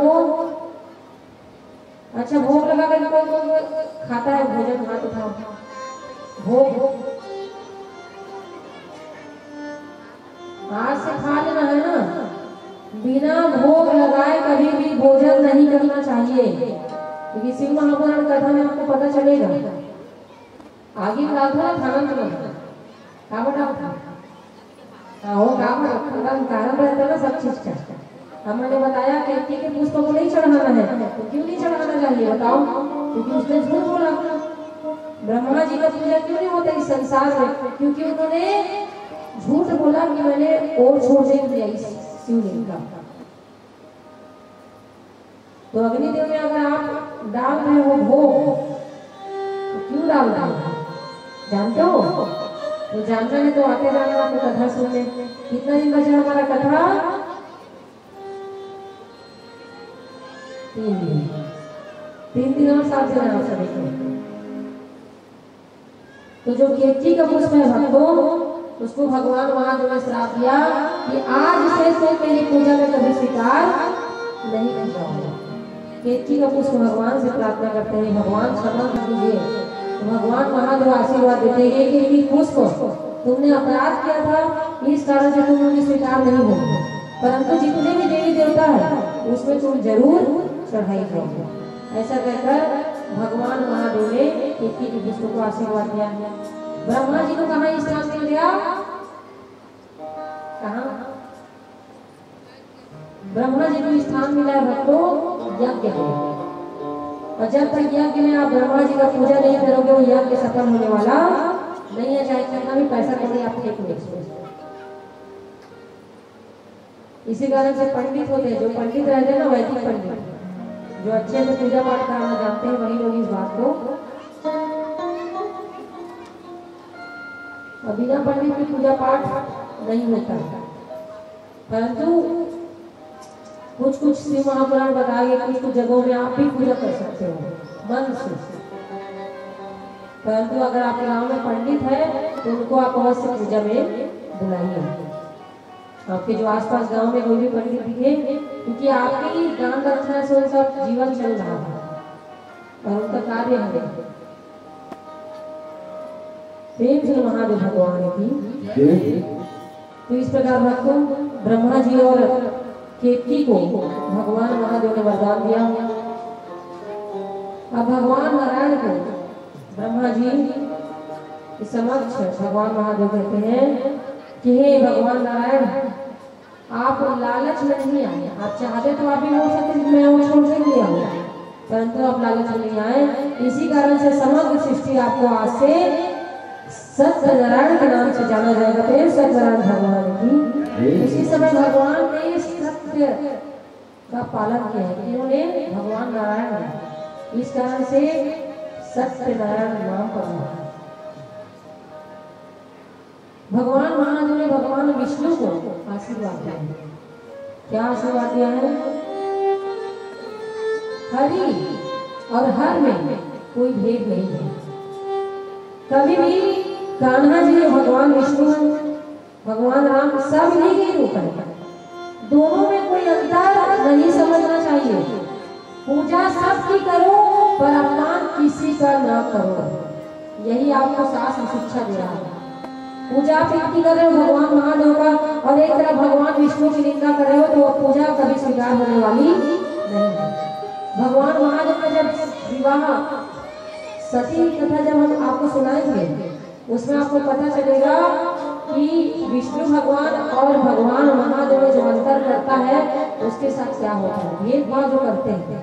तो इस कारण से कभी भी भेदभाव नहीं करना चाहिए, चाहे भगवान में चाहे आपके परिवार में, कभी किसी में भेदभाव नहीं करना चाहिए।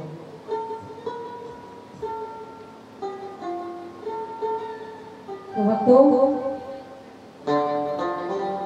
भगवान भोलेनाथ ने कहा कि हे भगवान विष्णु, आज से जैसा मेरा पूजा होगा वैसी पूजा आपकी भी होगी। समग्र सृष्टि में आपका भी राज होगा, मेरा भी राज होगा। और जब तक आपकी पूजा नहीं होगी तब तक मेरा भी पूजा स्वीकार नहीं किया जाएगा। अच्छा बताओ, सनातन धर्म में कितने भगवान है हमारे? कितने भगवान है सनातन धर्म में? हम सब सनातनी है ना, हिंदू धर्म है कि नहीं हमारा? तो हमारे हिंदू धर्म में कितने भगवान हैं?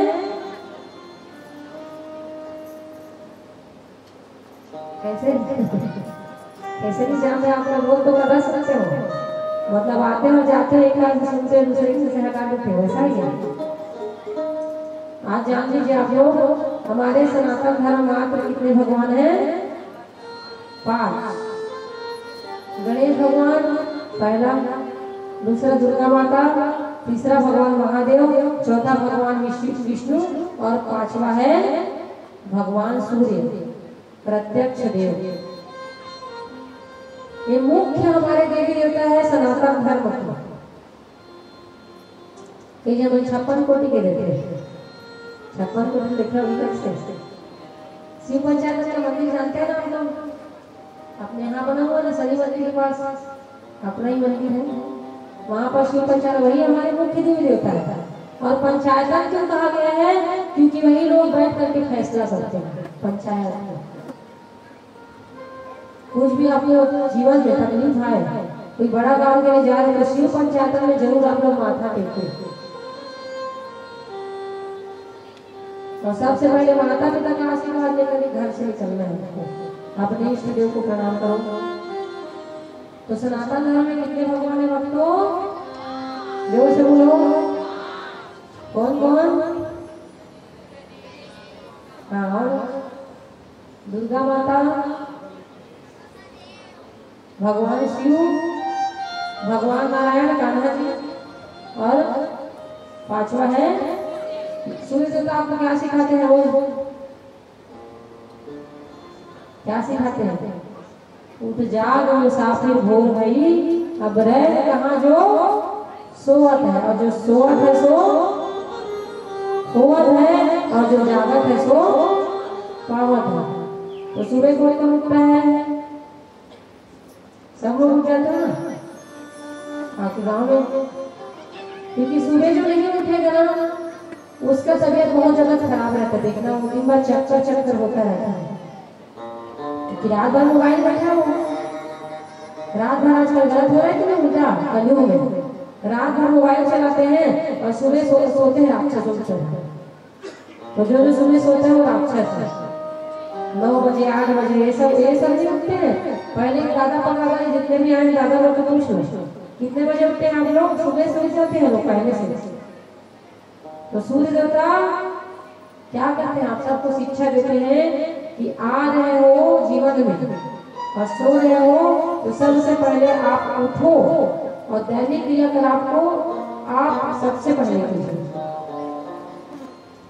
आज से उठना है सुबह से, और जल्दी नहाना भी है, नहीं तो भगवान आप सबको क्या बना देगा? राक्षस। क्योंकि राक्षस लोग लेट से नहाते हैं। जल्दी उठना है और जल्दी स्नान भी करना है।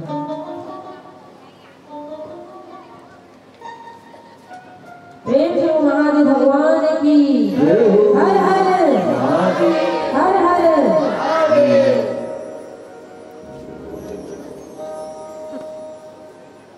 एक विशेष सूचना आप सबसे अनुरोध करूं, माननीय घसियाराम जी साहू नावाडी जामली आप मंच में आएंगे और कमल कृष्ण प्रिया जी कथावाचक हैं, उनसे आशीर्वाद प्राप्त करेंगे।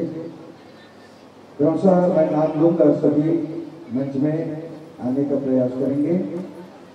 सर्वश्री घसियाराम साहू जी, चैतुराम साहू जी आप नावाडी जामली से हैं, राम कुमार अग्रवाल जी नावाडी, धीरजू ध्रुव आप भी नावाडी से हैं, धनंजय साहू आप भी नावाडी निवासी हैं, सम्मानी दुलार पटेल जी ये मामा भाषा से हैं, और परम सम्मानी अर्जुन चक्रधारी आप ये मामा भाषा से। आइए, और एक सूचना और अभी प्राप्त हुआ है, पूरा साहू जी आप भी मंच में आइए और कथावाचिका सुश्री कमल कृष्ण प्रिया जी से शुभ आशीष प्राप्त करें। और माताएं भी अगर चाहें तो पुरुषों के बाद आप लोग भी जो इच्छुक हैं व्यासपीठ से आशीर्वाद प्राप्त कर सकते हैं।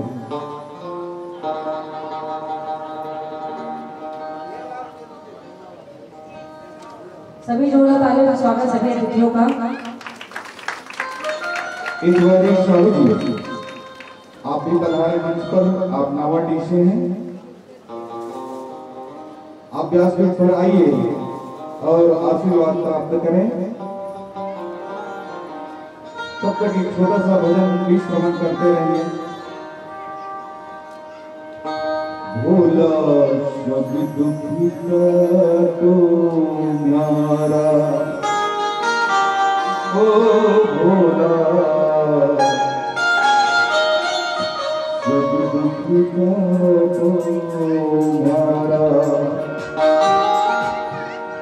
शिव शंभु जगो तेरी माला, भोला सब दुख तो न्यारा, ओ भोला सब दुख तो न्यारा, भोला सब दुख तो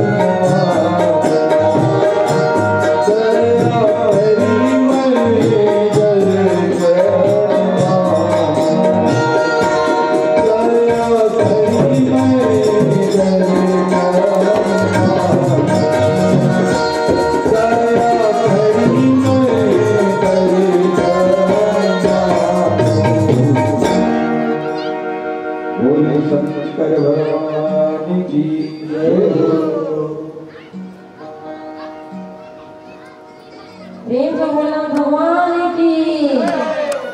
हर हर हर हर महादेव। तो भक्तों तेजी पुष्प और ब्रह्मा जी को भगवान महादेव ने पर अनुग्रह किया। भगवान नारायण को कहा कि जब तुम्हारे और मुझमें कोई भेद नहीं है, मतलब शिव जी में और भगवान नारायण में कोई भेद नहीं है, दोनों एक ही है। चलो बताओ शिव जी के गुरु कौन है? शिव जी के गुरु, शिव जी के गुरु कौन है? भगवान राम। और राम कौन है? भगवान कृष्ण, भगवान नारायण। निरंतर भगवान शिव भगवान नारायण के नाम को जाप करते रहते हैं। इस तरह से जब कभी भी एक लोटा जल भगवान महादेव आप चढ़ाओ तो राम राम बोल करके भी चढ़ाना चाहते हैं, नारायण नारायण बोल करके भी चढ़ाना चाहते हैं, क्योंकि वे हैं उनके गुरु। निरंतर भगवान नारायण इनका ध्यान करते हैं, शिव जी का, और शिव जी भगवान नारायण का ध्यान करते रहते हैं।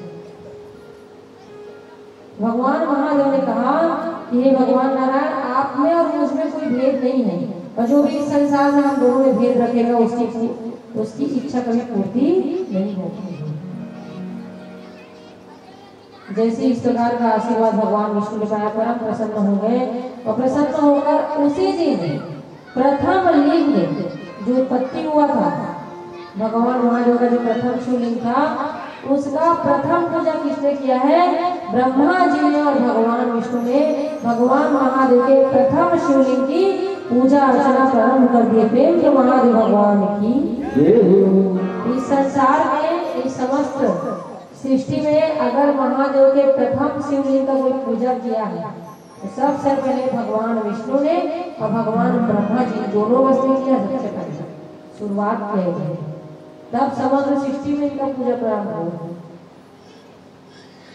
तो अनेक प्रकार 5 उपचार, 10 उपचार, 16 उपचारों से भगवान महादेव की पूजा की जाती है। भगवान महादेव बहुत प्रसन्न हो जाते हैं और कहते हैं कि हे भगवान विष्णु और ब्रह्मा जी, आज से जो दिन है, जिस दिन भगवान विष्णु और ब्रह्मा जी ने जिस दिन भगवान महादेव का पूजा किया था, वही दिन को आज हम सब महाशिवरात्रि के नाम से जानते। प्रेम से बोलना भगवान की। तो प्रथम शिवलिंग की उत्पत्ति हुई है महाशिवरात्रि की। आप लोग क्या सोचते हो कि विवाह हुआ तो भगवान को कहते हैं, सोचते हो ना? माता पार्वती और भगवान महादेव विवाह हुआ था? नहीं हुआ था, उनकी तिथि अलग है जो मैं विवाह के दिन आपको बताऊंगा। महाशिवरात्रि क्यों मनाई जाती है भक्तों? भगवान महादेव के प्रथम शिवलिंग की उत्पत्ति के उपलक्ष्य में भगवान महादेव ने समग्र सृष्टि को आशीर्वाद दिया है कि हे भगवान विष्णु, आज है महाशिवरात्रि का दिन, और जो भी भक्त निराहार रहकर मेरी पूजा करेगा, मेरे दर्शन करेगा, उसको पूरा 1 साल की पूजा का फल इसी महाशिवरात्रि के दिन प्राप्त हो जाएगा। प्रेम शंकर भगवान की। तो भक्तों महाशिवरात्रि में क्या करते हैं? अगर आप पूजा करते हो, भगवान महादेव है निश्चित काल के देवता, अर्थात अगर आप रात को पूजा करते हो महादेव को प्रसन्न हो जाते हैं, क्योंकि भगवान का क्या नाम है? भोले बाबा। जी छत्तीसगढ़ लोग भोले वाले रहते हैं ना, उसी प्रकार है हमारे महादेव भोले बाबा। भस्मासुर के बारे में सुने हो नहीं सुने हो? है ना? भस्मासुर को भगवान महादेव ने वरदान दिया था, और ऐसा वरदान दिया कि भगवान महादेव को पछताना पड़ गया। ऐसा हम आपको रोज कथा सुनाते जाएंगे भक्तों, जिसमें आपको बहुत सारी ज्ञान प्राप्त होता जाएगा, क्यों लीला किया गया है और क्या करना चाहिए, क्या नहीं करना चाहिए, और आप सबका दिशा कौन सी होना चाहिए। आप सब जिंदा तो हैं, परंतु क्यों भगवान ने हमको भेजा है ये सब जानते हो लोग? क्यों भेजा है? खाने के लिए, सोने के लिए, और किस चीज के लिए भेजा है? भगवान ने हमको इस कलयुग में भेजा है तो भगवान को प्राप्त करने के लिए।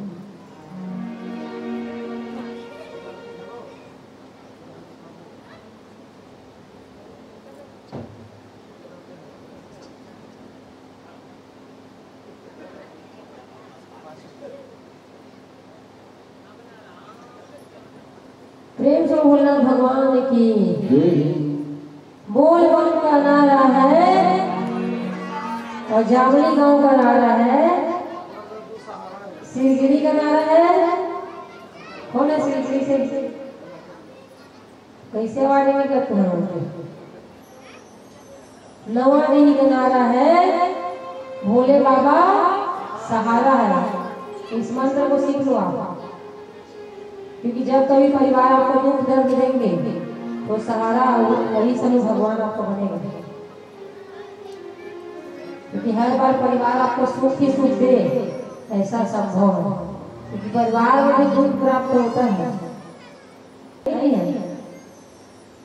तो भक्तों, महाशिवरात्रि के दिन ही भगवान महादेव के प्रथम लिंग की उत्पत्ति हुई है। कहाँ हुआ? तमिलनाडु।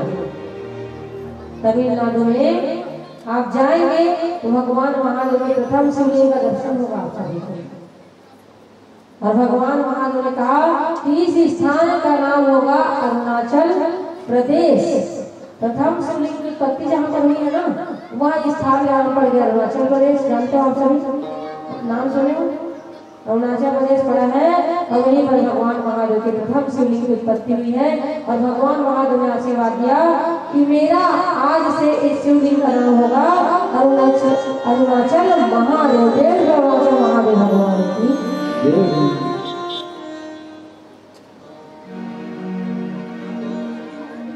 तो अरुणाचल प्रदेश में ही भगवान महादेव के शिवलिंग की उत्पत्ति हुई है। और आप वहाँ पर कोई भी सत्कर्म करते हो ना भक्तों, तो उसका 1000 करोड़ गुना पुण्य अत्यधिक मिलता है। तो आज आपको समझ में आ गया महाशिवरात्रि दिन क्या हुआ था? क्या हुआ था? भगवान महादेव के प्रथम शिवलिंग की उत्पत्ति हुई थी। वो ज्योतिर्लिंग नहीं है, मात्र शिवलिंग, जो शिवलिंग है ना, उसी की उत्पत्ति उसी अरुणाचल प्रदेश में हुआ था। इसी कारण से उस दिन से महाशिवरात्रि मनाया जाता है। और भगवान महादेव ने आशीर्वाद दिया है कि जो कोई भी निराहार रहकर, व्रत रहकर रोज आप पूजा नहीं कर पा रहे हो, कोई बात नहीं, अगर महाशिवरात्रि दिन पूरे तन मन धन से पूजा कर दोगे तो उसी दिन पूरा 1 वर्ष का फल उसी महाशिवरात्रि में आपको प्राप्त होगा। और वो भी तत्काल प्राप्त होगा, ये भी लिखा हुआ। तो भक्तों, तो ऐसा मौका कभी नहीं छोड़ना आपको कि महाशिवरात्रि बहुत ही सौभाग्य का विषय है भक्तों कि मेरा महाशिवरात्रि की कथा चल रहा था। कहाँ पर? लखनऊ में श्री लक्ष्मी नारायण चंद्र माता जी के द्वारा वाकई था आयोजित थी। महाशिवरात्रि दिन में उन्होंने भगवान शिव का शिवलिंग का स्थापना करवाया है। तो ऐसा कथा करो ना, और कथा सुनना बहुत सौभाग्य से प्राप्त होता है। नहीं तो इस संसार में बहुत सारे मनुष्य हैं, अरबों खरबों संपत्ति सबको प्राप्त है, परंतु दान वही करेगा, पुण्य वही करेगा जिस पर भगवान की कृपा हो। नहीं तो अगर आप दान करने जाओगे ना, उस समय आपका मन रोकेगा, आपको मत कर, पाप आपको रोक देता है सब कर्म करने से। और जो पुण्यवान व्यक्ति रहेगा ना, वही पुण्य के ऊपर पुण्य, पुण्य के ऊपर पुण्य और ज्यादा करता रहता है। और जो पापी व्यक्ति रहता है वो कोई भी सत्कर्म नहीं कर पाएगा, वो 1 रुपया भी नहीं चढ़ा सकते। याद रखिएगा, क्योंकि हम इस संसार में आए ना, जितना हम आज धन को अर्जित कर रहे हैं, कितना भी धन जमा करना छोड़ के ही कर जाओगे, है कि नहीं? कोई लेकर के जाएगा? ऐसा कोई मनुष्य है जो अपना जो संपत्ति उसको लेकर के जाओगे आप? तो जितना हो सके भूखे हैं उसको भोजन करा दो, जो दीन है जिसको सही में जरूरत हो पैसे का उसको आप दान कर दो। मतलब अपने जीवन में आप जितना कमा रहे हो उसका कुछ हिस्सा दान में भी देना चाहते हैं, क्योंकि दान का अर्थ होता है लक्ष्मी। जैसे बीजा बोते हो आप, जितना बीज बोते हो उसका आपको प्राप्त होता है कि नहीं? उल्टा जैसे धान बोया भी तो माता धरती ने आपको वापस किया कि नहीं उसको, उसी प्रकार जितना पैसा आप चढ़ाओगे दान करोगे उससे ज्यादा आपको भगवान दान देता जाएगा। वो 1 रुपया किसी के रखने वाला नहीं है। इस तरह से कभी ये भी सोचना है ये लोग तो करवा रहे हैं सब, ऐसा नहीं है। अपने लिए करो कम से कम, क्योंकि हम सब अकेले आए हैं और अकेले ही आना है और अकेले ही जाना पड़ेगा। ये समझ लो सृष्टि का नियम है।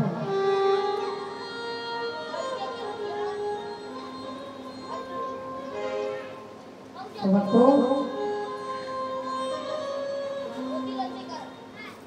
कहा गया है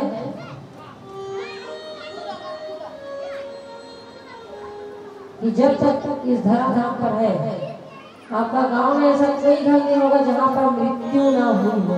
है कोई गांव जहां पर मनुष्य न मरे? सब गांव में सबको मरना चाहिए।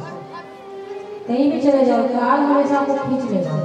इस तरह से अपने जो हाथ दिया ना भगवान, उसका सही उपयोग करो। माता पिता की सेवा में इस हाथ को लगाइए, दीन दुखियों की सेवा में लगाइए इस हाथ को, और दान देने में और अच्छा चीज करने में। और सबसे बड़ा चीज संसार में सेवा। अगर सेवा किसी का कर लिया तो उससे बड़ा पुण्य आपको कहीं नहीं प्राप्त होगा। कोई आपको कुछ बिगाड़ नहीं सकता। आपके घर हमेशा धन संपत्ति भरा रहेगा। सेवा अवश्य अपने जीवन में लाइए। तो भक्तों, महाशिवरात्रि के दिन भगवान शिव का पूजा करने से 1 वर्ष तक की पूजा का फल प्राप्त होगा। ऐसा महादेव के कथन है। मार्गशीर्ष में आर्द्रा नक्षत्र के योग के दिन जो पार्वती सहित या देवलिंग का दर्शन करता है, मेरे दर्शन करता है, वह मुझे कार्तिकेय से भी ज्यादा प्रिय होता है। कार्तिकेय के समान प्रिय होता है, ऐसा महादेव के वचन है। जो हर महीने में शिवरात्रि आता है, जानते हो आप लोग? हर महीने में शिवरात्रि पड़ता है। उस शिवरात्रि में भी आप पूजा करो। प्रदोष काल में शाम के समय पूजा करो। एक दिया जला दो कम से कम।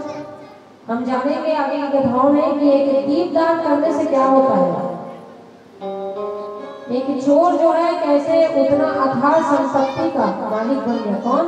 कुबेर महाराज। उसका भी कथा आपको सुनने को मिलेगा। तो दिया जलाने से क्या होता है? ज्ञान का उदय होता है मनुष्य का। और भगवान महादेव में दूबी चढ़ाने से क्या होता है? दूबी चढ़ाने से मनुष्य की आयु में बढ़ोतरी होती है। कोई 200 साल का जीना चाहता हो, कितना साल जीना चाहते हो आप? 100 साल, 200, 300, कितना साल? सब लोग बोलेंगे गारंटी के साथ ये है कि मैं 100 साल ज्यादा नहीं जीऊंगा। कई लोग 50 में जुड़ा जाएगा जीवन में। घर वाले इतना तकलीफ देते हैं जिसका कोई सीमा नहीं है कि नहीं? बहुत तकलीफ है। जब तक जिएंगे नहीं संसार में, तब तक इस संसार वाले में कोई सुख प्रदान आपको नहीं करेंगे। अरे संसार में सुख है ही नहीं, कहाँ देंगे आपको? बताओ, है सुख? रसगुल्ला खाते हो आप, बोलते एकदम सुख मिल गया मेरे को। एक रसगुल्ला खाया अच्छा लगता है, 2, 3, 4, 5, 6, 7, 10, 12, वही आनंद आएगा आपको? बताओ। थोड़े से ही मतलब क्षण भर का सुख मिलता है संसार में, मिलता वो है सुख, परंतु भगवान के चरणों में जो प्राप्त है तो वो है आनंद। भगवान क्या है? आनंद के धाम। इस कारण क्या कहते हैं? जो आनंद सिंधु सुख राशि करते त्रैलोक सुपासी, जो सुख धाम रास सरनामा सकल लोक दायक विश्राम। अर्थात भगवान राम है आनंद के धाम। आप यहाँ पर आओगे ना, आपके घर में आप सोए हो तो कितना भी सिर दर्द होता रहेगा, यहाँ पर आओगे सब भूल जाओगे। भूलोगे नहीं भूलोगे? सिर दर्द, टेंशन सब खत्म यहाँ पर आते हैं। क्यों? क्योंकि भगवान में आनंद है। भगवान के पास दुख नहीं है। क्योंकि भगवान कृष्ण के पास माता कुंती ने क्या मांगा था? क्या मांगा था? दुख। भगवान जब दुख रहता है तो मैंने सुना है दुख के समय भगवान रहते हैं। मैं चाहती हूँ मेरे जीवन में दुख ही दुख हो। माता कुंती ने वो मांगा था जो इस संसार के लोग कभी नहीं मांग सकते। तो भगवान ने कहा था, हे माता, हे बुआ, मेरे पास जो चीज नहीं है मैं कैसे दे सकता हूँ। तो भगवान के पास भक्तों दुख कभी नहीं मांगना चाहिए, और दुख है ही नहीं। दुखों से अगर निवृत्ति चाहिए,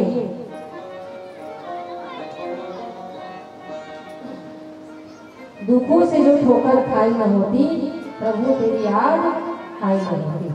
और जब जब आप दुखों से ठोकर उठाते हो ना, तभी भगवान को याद करते हो। और जब सुख में रहते हो तो आप सब भगवान को भूल जाते हो। यही सबसे बड़ा गलत चीज है। तो सुख में भी आप भगवान को याद करो और दुख में भगवान को आप याद करो।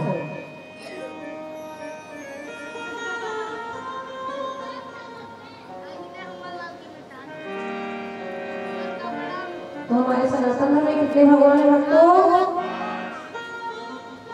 जोर से बोलो। कैसे बात नहीं आ रहा है?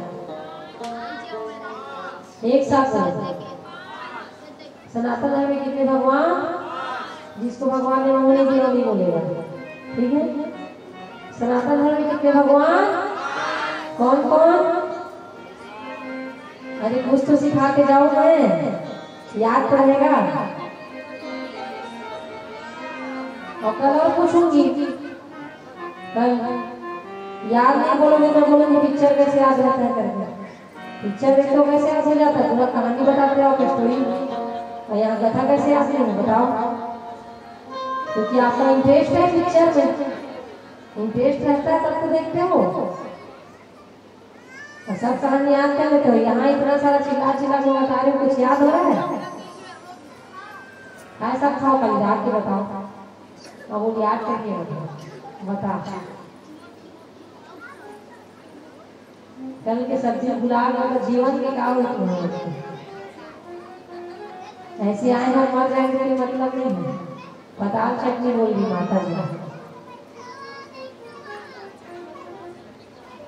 प्रेम चलो महाराज भगवान की।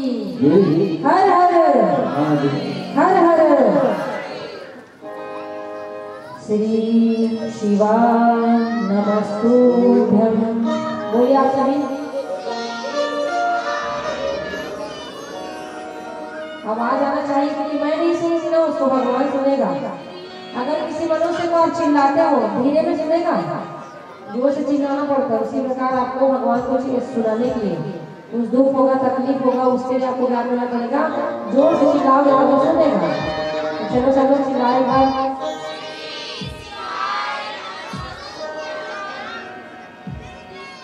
लगातार श्री शिवाय नमस्तुभ्यं। श्री शिवाय नमस्तुभ्यं। श्री शिवाय नमस्तुभ्यं। श्री शिवाय नमस्तुभ्यं। श्री शिवाय नमस्तुभ्यं। श्री शिवाय नमस्तुभ्यं। श्री शिवाय नमस्तुभ्यं। श्री शिवाय।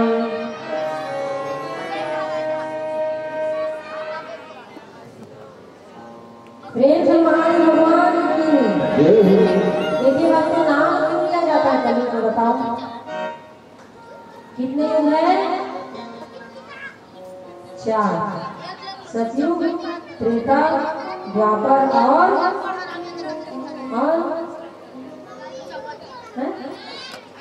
कलयुग। वो कलयुग हम कौन से युग में अभी? कौन से युग में? कलयुग में। अच्छा, कलयुग में क्या आधार है बताओ? भगवान को प्राप्त करने का सबसे बड़ा आधार क्या है?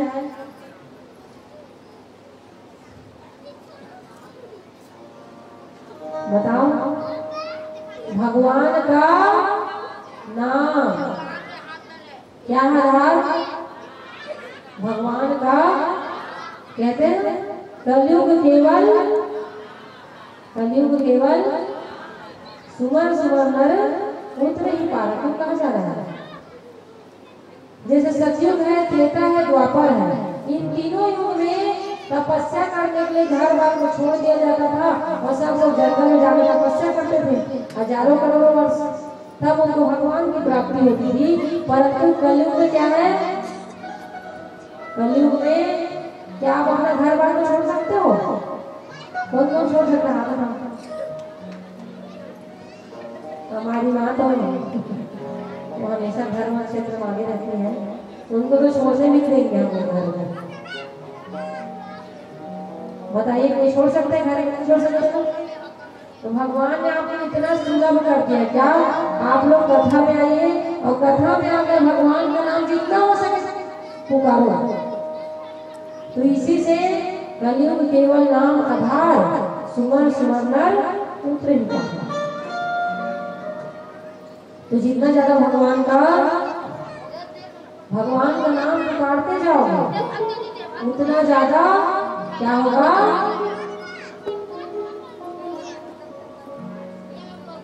आप इस भवसागर से मुक्त हो सकते हैं। नहीं तो जो लोग नहीं पुकारेंगे नाम, उनके साथ क्या होगा, वो नरक में जाएगा। जैसे कपड़ा धोते नहीं धोबी बना, तुम खुद धोवो, मान लो कपड़ा गंदा है, दाग लग गया, अब उसको जब आप धोते हो, आपसे नहीं धोते, किसको देते हो आप? धोबी को। तो धोबी आप तो अपने कपड़े पर दया मरोगे कि मेरा इतना सुंदर कपड़ा है करने पर, धोबी मरेगा क्या? उसी प्रकार कुछ पाप यही कट जाते हैं और कुछ पाप यमराज धोता है। यमराज धोबी की तरह धोते हैं और वो बिल्कुल विचार नहीं करते कौन सा आदमी है। समझ लो ना, कपड़े के जैसे विचार नहीं करता धोबी को, उसी प्रकार ये भी विचार नहीं करते। तो धोबी के पास कौन जाएगा? वही जाएगा। तो उसके लिए क्या करना पड़ेगा? कलयुग केवल नाम आधारा सुमर सुमरनर ऊपरी वाला। भगवान का नाम जितना पुकारते जाओगे तो वैसे ही आपको पुण्य की प्राप्ति होती जाएगी। भक्तों, इस प्रकार प्रथम शिवलिंग की उत्पत्ति हुई है तमिलनाडु में, अरुणाचल प्रदेश जिसका नाम है, वहीं पर प्रथम शिवलिंग की उत्पत्ति हुई। इसी कारण से महाशिवरात्रि का पर्व मनाया जाता है भक्तों। अब बताया गया है जब कभी भी भगवान शिव का परिक्रमा कितना बार किया जाता है? भगवान शिव का परिक्रमा आधा किया जाता है, आधा। पूरा कभी भगवान शिव का परिक्रमा नहीं किया जाता है, आधा घूम करके आपको वापस आ जाता है। और कभी अगर दान करने का मौका मिले तो आप शिवलिंग भी दान कर सकते हैं। शिवलिंग, या अगर शिवलिंग दान नहीं कर पा रहे हो तो उस समय उसका जितना पैसा है, जितना रुपया, लिंग मूल्य शिव भक्त को देने का विशेष फल है। और ऐसे मनुष्य को दीजिए जो सही पूजा पाठ करेगा। नित्य 10,000 या प्रातः सायं 2,000 बार ओमकार या ओम नमः शिवाय का जाप अगर कोई मनुष्य करता है वो साक्षात शिव पद को प्राप्त कर लेता है। प्रेम हो महादेव भगवान की। इसी कारण से नाम जपन करवा रही हूँ, घर पे नहीं कर पा रही कोई बात नहीं, परंतु आप 5 मिनट भगवान का जितना हो सके नाम पुकारते जाइए। बैंक में पैसा रखते नहीं रखते आप सब? सबके बैंक में पैसा है ना, उसी प्रकार सबके बैंक में सत्कर्मों की पूंजी होनी चाहिए। सत्कर्म की पूंजी कहाँ मिलेगी? यहीं पर। जितना हो सके नाम लेते जाओगे वो आपके बैंक में जरूर हो जाएगा और वही आपके साथ जाएगा। उसके बैंक का पैसा वो साथ में जाने वाला। और याद रखिएगा, हम सबको जब बीमारी भी होता है ना तो कितना भी अरबों करोड़ संपत्ति क्यों न लिए रहो आप, उसका निर्णय आपके घर वाले ही करते हैं। करते कि नहीं करते? कितना पैसा खर्चा करते हैं उसको। हम लोग पेट में मान लो पड़े हैं, बीमार हो करके बहुत बड़ी बीमारी है तो घर वाले डिसाइड करेंगे कि इतना खर्चा करते हैं, आप लोग करोगे। पेट में पड़ रहे हैं क्या सुन रहे हैं। इस कारण से अपने संपत्ति का भ्रमण कभी किसी को नहीं करना चाहिए। प्रेम महादेव भगवान की।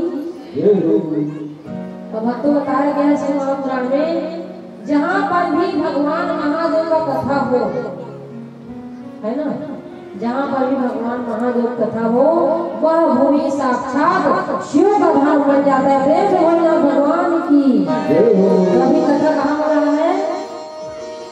कथा कहाँ हो रहा है? पवित्र भूमि पर बहुत ही सुंदर शिव कथा आयोजित की गई है और साथ में मंदिर भी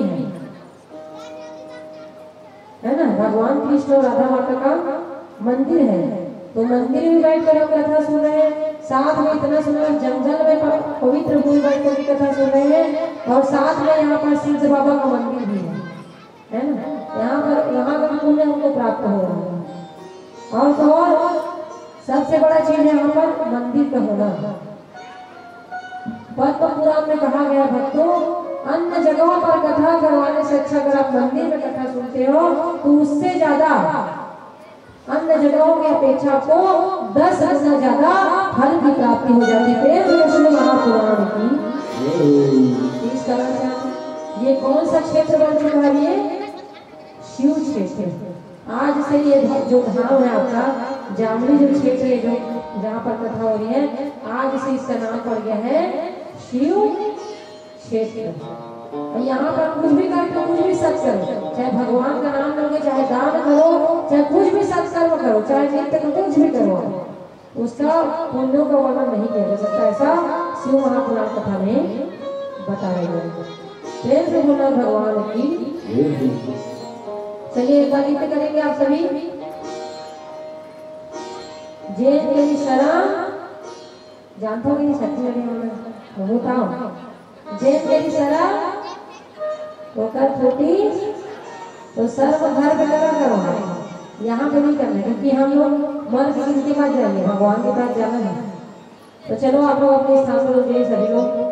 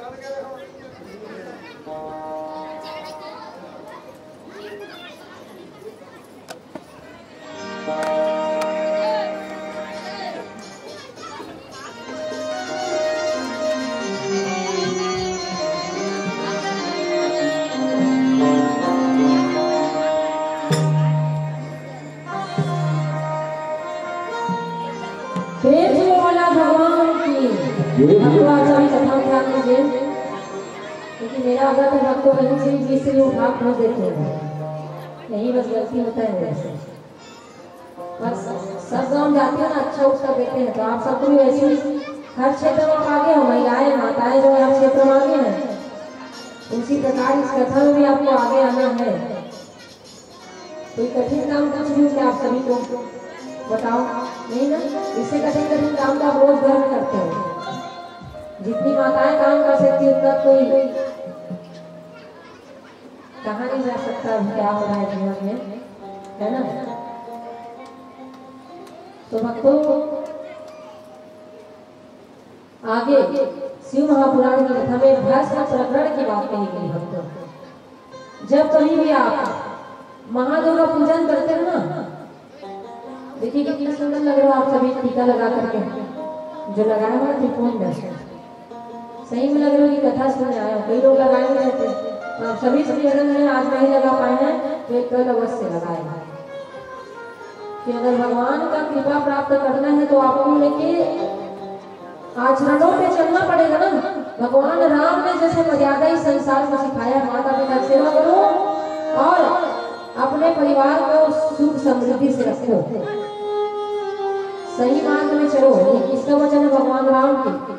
तो जब तक उनके मार्ग में हम नहीं चल पा रहे अभी इस कलयुग में, इस कारण से तो भाई भाई लड़ाई झगड़ा हो रहा है कि नहीं हो रहा है? सोचिए एक भाई के लिए भगवान श्री राम ने पूरे संपत्ति तक का त्याग कर दिया, ये होता है भाई का प्रेम।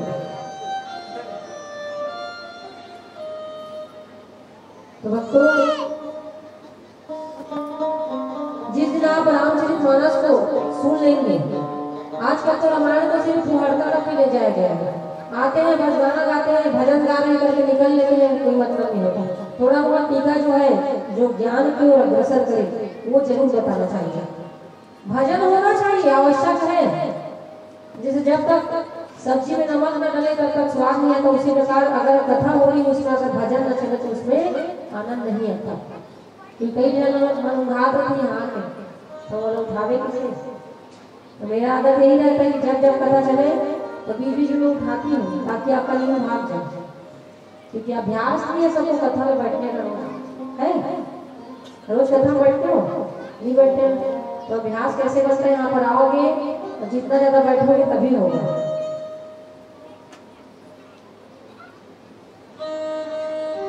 तो देखिए जब कभी भी आप शिव भगवान का पूजा करते हो, शंकर भगवान का पूजा, तो सबसे पहले माथे में त्रिपुंड लगाना की आवश्यक है। जैसे आप लगाए हो माथे में त्रिपुंड लगाइए और रुद्राक्ष की माला पहनिए। रुद्राक्ष किसी किसी का रुद्राक्ष किसी का नहीं है?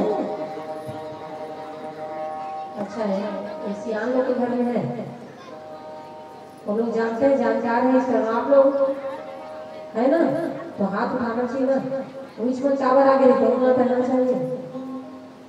तो रुद्राक्ष की महिमा आज हम जानेंगे भक्तों, है ना? आखिरी दिन रुद्राक्ष मार देंगे तो पहले से की माता रानी कोशिश करेंगे, मंगाएंगे, है ना? आखिरी दिन बांटेंगे ही रुद्राक्ष। तो भक्तों भस्म किसके किसके घर हाथ उठाओ? भस्म एक घड़ो, गाय का लगेगा घर में गाय, सबो घर का सबो जन कहाँ हाओ कि वो कैसे? भस्म तो सब जिसके घर गाय है ना उसके घर भस्म है। पूछो कैसे? गाय का जो छेना बोलते हैं ना, कंडा, उसको जला लो, एक छेना जला लो और जला लो, उसके बाद उसको अच्छा कपड़े छान लो, सूती कपड़े से उस राख को छान लो और उसको एक डब्बा भर दो और भगवान का पूजा करते समय लगा लो उसको टीका। जब तक माथे में टीका करे तब तक आप पूजा भी नहीं कर सकते, याद रखना इसको। माथे में टीका रहेगा तभी आप पूजा करना प्रारंभ किया करो, नहीं तो पूजा निष्फल है। और कभी भी खुले बाल में पूजा नहीं करना चाहिए। कई जगह के बाल गलत है कि नहीं? बाल में लगा कई लोग का साड़ी जल जाता है। तो ये सब अनिष्ट से बचने के लिए आपको बाल को बांध कर हमेशा पूजा करनी चाहिए। तो आजकल फैशन बन गया बाल खोल करके पूजा करना ही करना। तो भक्तों, जो गाय का जो छेना है ना, गोबर से जो छेना बनता है, उसको आप जला लीजिए, उसको छान लीजिए सूती कपड़ा में, उसको एक डब्बा भर दो और रोज महादेव पूजा करने के बाद, करने से पहले त्रिपुंड लगा लीजिए अपने माथे में और लगा कर पूजा कीजिए। रुद्राक्ष, भगवान शिव का नाम और भस्म, ये तीनों चीज अगर आपके जीवन में है, आप लोग रोज लगा करके पूजा करते हो, तो कहा गया शिव महापुराण में कि आपको कभी भी यमराज अपने घर में लेकर के नहीं जाएंगे, अर्थात आप नरकों की यातना से बच जाओगे। क्या क्या करने से? भगवान शिव का नाम लेने से, दूसरा रुद्राक्ष धारण करने से, तीसरा त्रिपुंड लगाने से। तो नरकों से बचने का ये भी उपाय है। और साथ में पूजा का फल क्यों नहीं मिलता? कई लोग बोलते हैं कितने पूजा पाठ करते हैं पर हमको उनका फल नहीं मिलता, ऐसे सोचते हो ना आप लोग? सोचते नहीं? तो पूजा पाठ करते हम लोग थे। याद रखिएगा, को न गाँव को सुख दुख कर जाता, निज कृत कर्म भोग सब भ्राता। अर्थात कोई किसी को सुख और दुख नहीं देते, वो अपने कर्म है। हमारा कर्म ही हम सबको दुख देता है। जब कभी भी आपके जीवन में अगर दुख प्राप्त हो आप सभी को, तो सबसे पहले दूसरे को दोष देने से पहले अपने अंदर टटोलो। मैंने तो कोई गलती नहीं किया, मैंने किसी का अपमान तो नहीं किया, मैंने किसी का अपराध तो नहीं किया, मैंने किसी माता पिता को तो नहीं सताया। ये सब चीज अपने दिमाग में होना चाहिए। कई बार अपना पूर्व जन्म का दुख और सुख हमारे जीवन में काम आता है अभी, है ना। कभी हमने किसी का अपराध कर दिया, वही दुख बन करके आता है।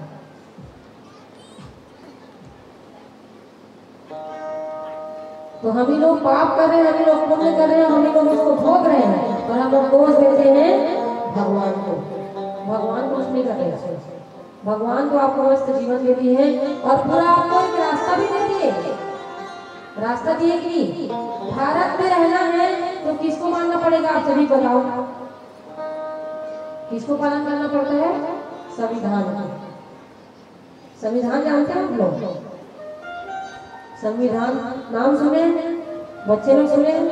पढ़ाई करते हो आप लोग? जिसमें हम लोग आज संविधान एक ऐसा है, ऐसा पुस्तक रखो हमारा संविधान, भारत देश का कानून है। उसी के कारण आज हम लोग घूम पा रहे हैं, इधर उधर जा पा रहे हैं। उसमें लिखा है मौलिक कर्तव्य मौलिक अधिकार, है ना।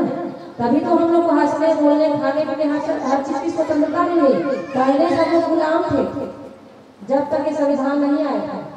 जैसे ही संविधान आया सब लोग मुक्त हो गए उस गुलामी से। और इसी संविधान के कारण हम देश में, हमारे देश में क्या नियम है, उस नियम को अगर आप नहीं मानते तो आपको फिर सजा करना पड़ता है, जेल। उसी प्रकार जब हमको भगवान ने संसार में भेजा तो संविधान के रूप में किसको भेजा है? भगवान ने शिव पुराण को, हमारे धार्मिक ग्रंथों को। जैसे इस देश में आपको कानून को मानना जरूरी है, उसी प्रकार इस संसार में अगर आपको अच्छे से जिंदगी जीना है तो भगवान के जो वचन है उसको मानना जरूरी है, तब आप अच्छी जिंदगी जी सकते हैं। और अगर आप भगवान के वचनों पर नहीं चले तो फिर आप भूल जाइए कि अच्छी जिंदगी आपको कभी प्राप्त होने वाली नहीं है। क्योंकि भगवान क्या आपको गलत सिखाता है क्या? माता पिता सेवा करो बोला गलत है बात? माता पिता बात मानो बच्चों का तो बोला गलत बोल रहा है क्या? सही बात है कि नहीं है? अपने से बड़ों का आदर करो, क्या गलत बात है?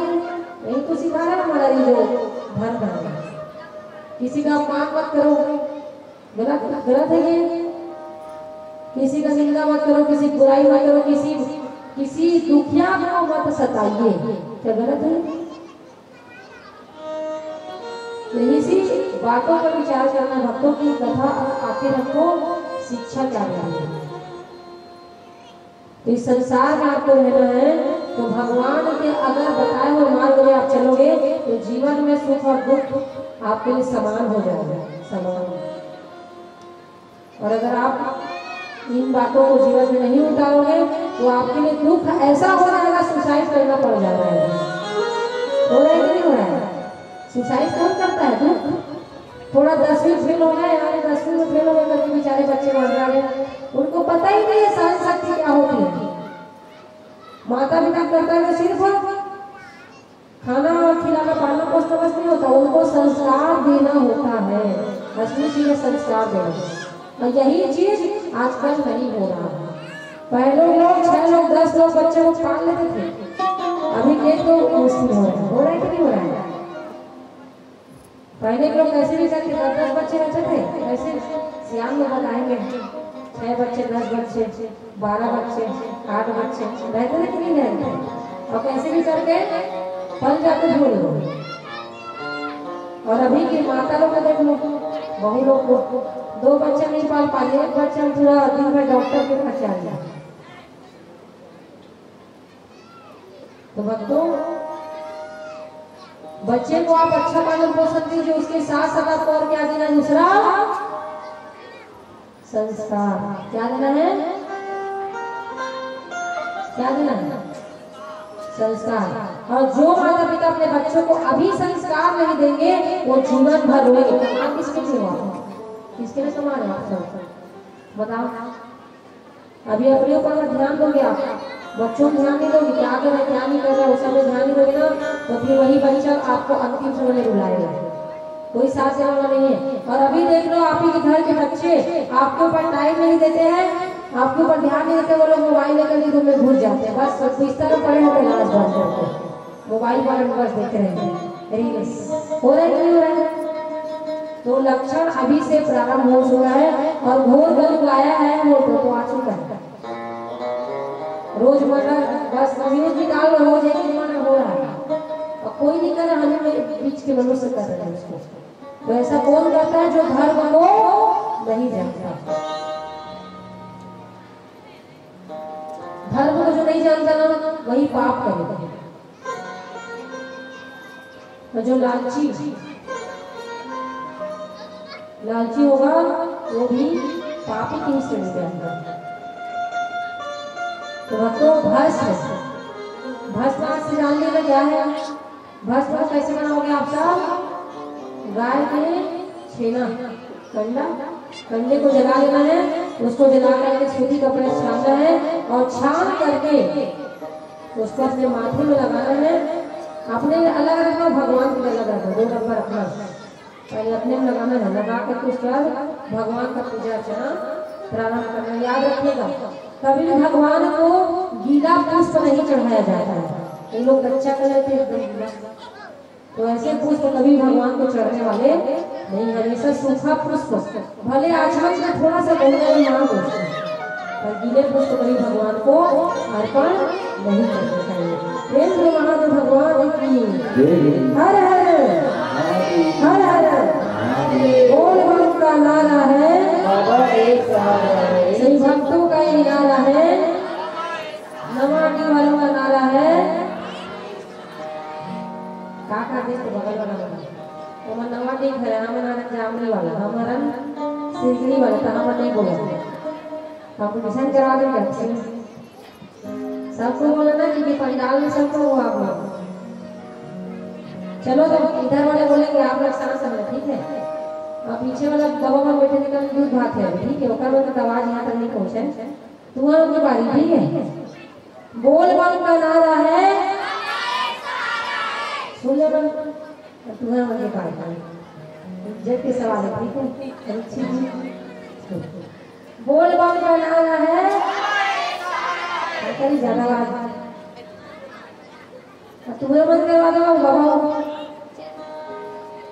चलो तुम्हें सब सामने बाबा की बारी, ठीक है? बोल बम का नारा है। अब मैं फैसला नहीं कर पा रही हूँ, आज प्रथम दिन है, समझो आप लोग का ट्रेनिंग पीरियड में हो, कल से और ज्यादा भक्त आएंगे तो जरूर कोशिश करेंगे कौन जीता उसको एक बार जोर लगाए सभी भक्तों ने, सब बराबर हो। प्रेम से महादेव भगवान की हर हर हर हर हर हर हर प्रेम से बोला भगवान की। तो भक्तों, पार्थिव शिवलिंग की पूजा कौन कौन करता है? पार्थिव शिवलिंग जानते हैं आप लोग? जानते हैं ना? मिट्टी का जो बना करके शिवलिंग का पूजा किया जाता है वही है पार्थिव शिवलिंग। जैसे बेल का पेड़ देखो ना आप लोग, बेल वृक्ष, बेल वृक्ष को कभी भी उसकी डाली को नहीं तोड़ना चाहिए। कई लोग हम लोग बेल पत्र तोड़ने करके डाली को आप लोग तोड़ देते हैं, इससे बहुत बड़ा पाप लगता है। एक तरफ जाओगे पुण्य करने के लिए, दूसरी तरफ हो जाता है पाप। अभी देख लो राज्य में कितने लोग स्नान करने गए थे, अभी कुंभ हो रहा था ना, उसी समय मेरा कथा चल रहा था रानी सागर और यहाँ पर लखोली में। तो मैंने समाचार पढ़ा कि राज्य में हो रहा था कुंभ, परंतु 40 गाय मर गई है। 40 गाय और चुपचाप उसको जाग कर खिला रहे हैं। देखना जो गरीब लोग हैं ना, वो लोग सुनने वाला कोई नहीं होता, उनकी जो खबरें हैं उसको दबा देते हैं। होता है कि खबरों को ना दबा दिया जाता है। उसी प्रकार जो गौ माता बहुत सारी मर गई, कई लोग जाग दबाने वाले थे उसको, परंतु समाचार पत्र में छाप दिया गया उसको। मैंने क्या बताया आपको, एक तरफ जा रहे हो पुण्य करते, परंतु हो जाता है पाप। कैसे? स्नान करने गए, एक बार की बात है आपको, बहुत सारे संत रामेश्वर महादेव से जल को भर लिए, कांवड़ यात्रा गंगा जल को लेकर के आ रहे थे। महादेव अर्पण करके बहुत दूर से आ रहे थे, रामेश्वर में अर्पण करने के लिए गंगा जी से जैसे आ रहे थे, तो गंगा जल भर करके आ रहे थे। उसी समय भगवान महादेव भगवान उसी समय गधा का रूप धारण कर लेते। प्रेम महादेव भगवान की। भगवान महादेव गधा बन गए। और जहाँ पर संत आ रहे थे ना रामेश्वर पूजा करने के लिए, उसी मार्ग में वो गधा आकर के लेट गया पीछे और तड़पने लगे, है ना। और ऐसा तड़पा सभी साधु संतों की दृष्टि उस गधे पर पड़ गई। और जैसे ही उस गधे पर साधु संतों की दृष्टि पड़ी, विचार करते हैं कि हम लोग जा तो रहे रामेश्वर भगवान में गंगा जल से अभिषेक करने के लिए, परंतु यहाँ गधा मरने वाला है। अगर इसको जल नहीं पिलाया गया तो इसकी मृत्यु हो जाएगी। इतना किलोमीटर से तो हम आ रहे हैं, बाकी सारी संत बोलती इतना किलोमीटर से हम चल करके भगवान महादेव को अभिषेक करने के लिए आ रहे हैं, और अगर ये गधा मर गया फिर दोष किसको लगेगा? सब एक दूसरे विचार विमर्श करते हैं। उसी समय साधु संत विचार विमर्श करते हैं और कहते हैं सहमति से, ये तो भगवान महादेव है और वो है गधा। अगर कोई जीव की हत्या, जीव की मृत्यु अगर हमारे समक्ष होते हैं और हमारे पास है वो सामान जो गधे को चाहिए, और हम लोग बिना दिए भगवान की पूजा कर लेते हैं, तो ऐसा शास्त्रों में लिखा गया है कोई भी जीव है, कोई भी दीन है, दुखी है, उसका मदद करो, तब बाद में आप भगवान की पूजा करें। और अगर हम ऐसा नहीं करें तो हमारा पुण्य यहीं पर नष्ट हो जाएगा। ऐसा कहकर के साधु संत विचार करते हैं। और उसी समय जो गंगा जल हजारों करोड़ों किलोमीटर से चल करके आपस में लोग लाए थे भर करके, उसको पूरा लोग गधे को खिला देते हैं। उसी समय भगवान महादेव नंद समस्त संतों के समस्त समक्ष प्रकट हो जाते हैं। प्रेम से महादेव भगवान की। गधा जैसी है ना, भगवान महादेव जैसे देखते हैं कि समस्त शास्त्रों में जो लिखा गया उन्होंने सारे साधु संतों ने इस बात पे विचार विमर्श किया है और उन्होंने वही काम किया जो मैं चाहता था। भगवान महादेव प्रसन्न होकर उनको आशीर्वाद देते और बहुत ही सुंदर आशीर्वाद देकर भगवान महादेव से समय अंतर ध्यान हो जाते थे महादेव भगवान की।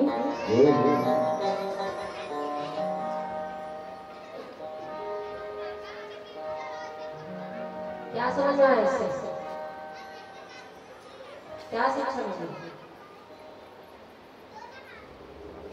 भगवान क्या शिक्षा दे रहे हैं आप सबको कि आप पूजा पाठ तो करते हो, ठीक है, राज्य में नहाने गए हो, ठीक है, परंतु बीच में अगर 3 ही निर्धन व्यक्ति कोई मिल जा रहा है, कोई पशु ही मिल जा रहा है, गाय वाय कुछ भी मिल रहा है, उसको पहले रोटी या फिर केला वगैरह खिला दो, तब आगे बढ़ो आप। कोई भी गाय और कुछ भी पशु मिल जाए तो आप उसको कम से कम 10-10 रुपए केला ही खिला दो, उतना आपके बच्चे खा कर के छोड़ देते हैं। और वो जीव को जो आप दे दोगे ना, वो जीवन भर याद रखेंगे। क्योंकि आजकल मनुष्य ईमानदार नहीं हो पा रहा है। अभी के मनुष्य देख लो, आप कितना भी उसके लिए कर लो, अंतिम में आपका वो गुण नहीं है, वो गाली देगा। हो रहा है कि नहीं हो रहा है? परंतु आप जिसके लिए कर रहे हो ना, उससे उम्मीद कभी मत रखो।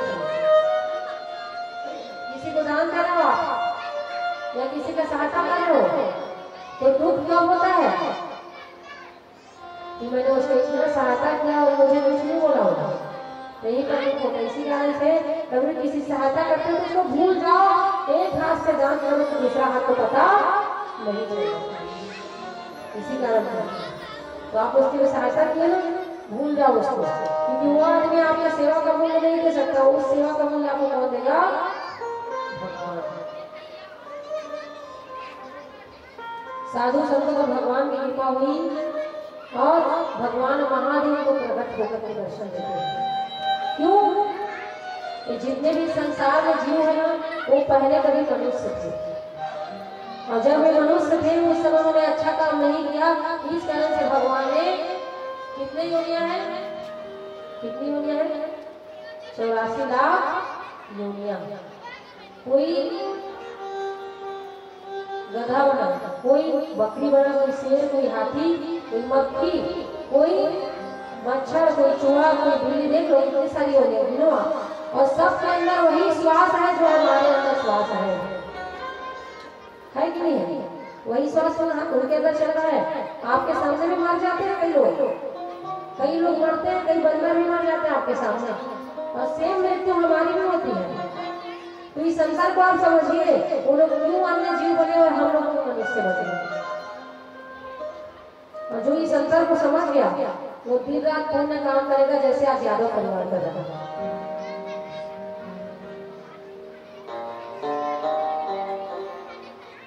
तो जो दीन ही दिखता है ना, कोई भी जीव दिखता है, उसको जरूर आप प्रयास करो कुछ देने का। अगर वो पास में नहीं पहुंच पा रहे, दूर से उससे देखो, परंतु दो जरूर।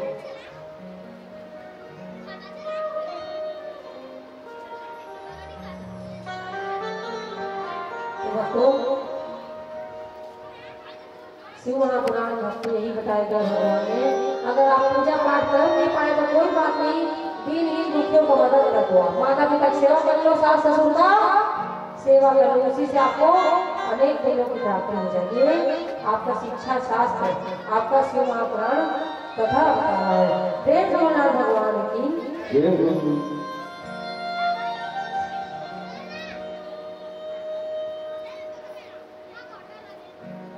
तो भक्तों, भस्म को ऐसे लगाना चाहिए, जो त्रिकोण दिख रहा है ना हाथ में, ये देखो हाथ को ऐसा है, ये इसमें भस्म को लगाइए अपने हाथ में, और लगा कर बस ऐसे तीनों रेखाओं में ब्रह्मा विष्णु महेश का वास है। 3 रेखाओं में ब्रह्मा विष्णु और महेश का वास है। और त्रिकोण क्यों लगाया जाता है बताओ? पहला तो त्रिकोण अर्थात भस्म, रुद्राक्ष और भगवान का नाम जो लेता है उसको कभी यमराज का दर्शन नहीं होता है। प्रेम से महादेव भगवान की। यमराज से बचना है, नरकों से बचना है, तो मैंने जो आपको बताया, भगवान की कथा सुनिए, भगवान के भजनों में नृत्य कीजिए, कीर्तन कीजिए, और भगवान के स्वरूप का ध्यान कीजिए। यह सब आपको नरकों से बचाने वाले हैं। इस कारण से ये अवश्य करना चाहिए। और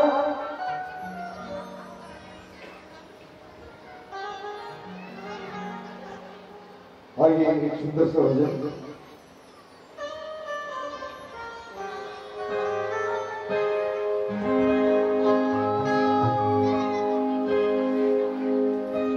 जो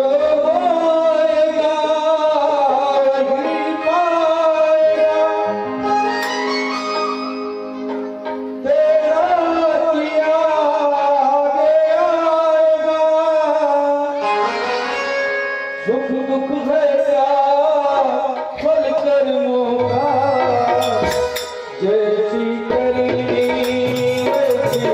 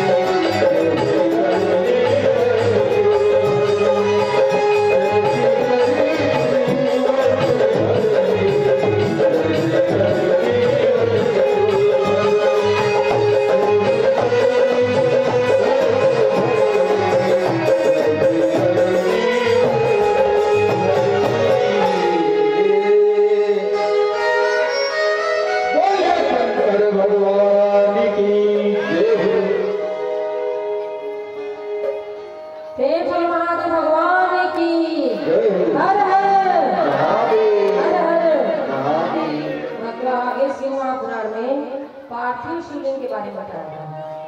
पार्थिव शिवलिंग जो मिट्टी से बना के पूजा करते हैं आप, तो पार्थिव शिवलिंग श्रेष्ठ है, कहा गया है सबसे श्रेष्ठ पूजा करना। और शिवरात्रि के तो विशेष रूप से आप पार्थिव शिवलिंग बना कर पूजा अवश्य कीजिए। एक थाली में पहले बेलपत्र रख करके उसके ऊपर आपको क्या करना है, शिवलिंग बनाना। भस्म के बारे में मैंने आपको बताया, भस्म को गीला करके अपने माथे पर लगाना चाहिए। लिंगों में पार्थिव लिंग श्रेष्ठ है और इसका पूजन श्रेष्ठ और लाभदायक है। जैसे भक्तों, जो भी मनुष्य मिट्टी का शिवलिंग बना करके आराधना करता है, ध्यान आयु और कार्य साधन करने वाला होता है, जो पार्थिव लिंग बनाकर वेदी का पूजन करता है, वो मनुष्य धनवान हो जाता है, वो लक्ष्मीवान हो जाता है और अंत में उसको भगवान शिव के धाम की प्राप्ति हो जाती है। भगवान की। और जो भी मनुष्य रोज शिवलिंग बनाकर भी पूजा करता है, ऐसे मनुष्य अनंत वर्षों तक शिवलोक में ही वास करता है। तो कौन कौन से वाले को कौन कौन से पार्थिव लिंग बनाना चाहिए? आप सबको क्या बोलते हो, मिट्टी, काला मिट्टी का बनाते है ना, परंतु शिव महापुराण भक्तों ब्राह्मण के लिए गौर वर्ण के अर्थात सफेद वर्ण, श्वेत वर्ण, उसकी मिट्टी से शिवलिंग बनाना श्रेष्ठ है। क्षत्रिय उसको लाल वर्ण का शिवलिंग श्रेष्ठ है। वैश्य के लिए पीला वर्ण का शिवलिंग श्रेष्ठ है और शूद्र के लिए काला वर्ण का शिवलिंग श्रेष्ठ है।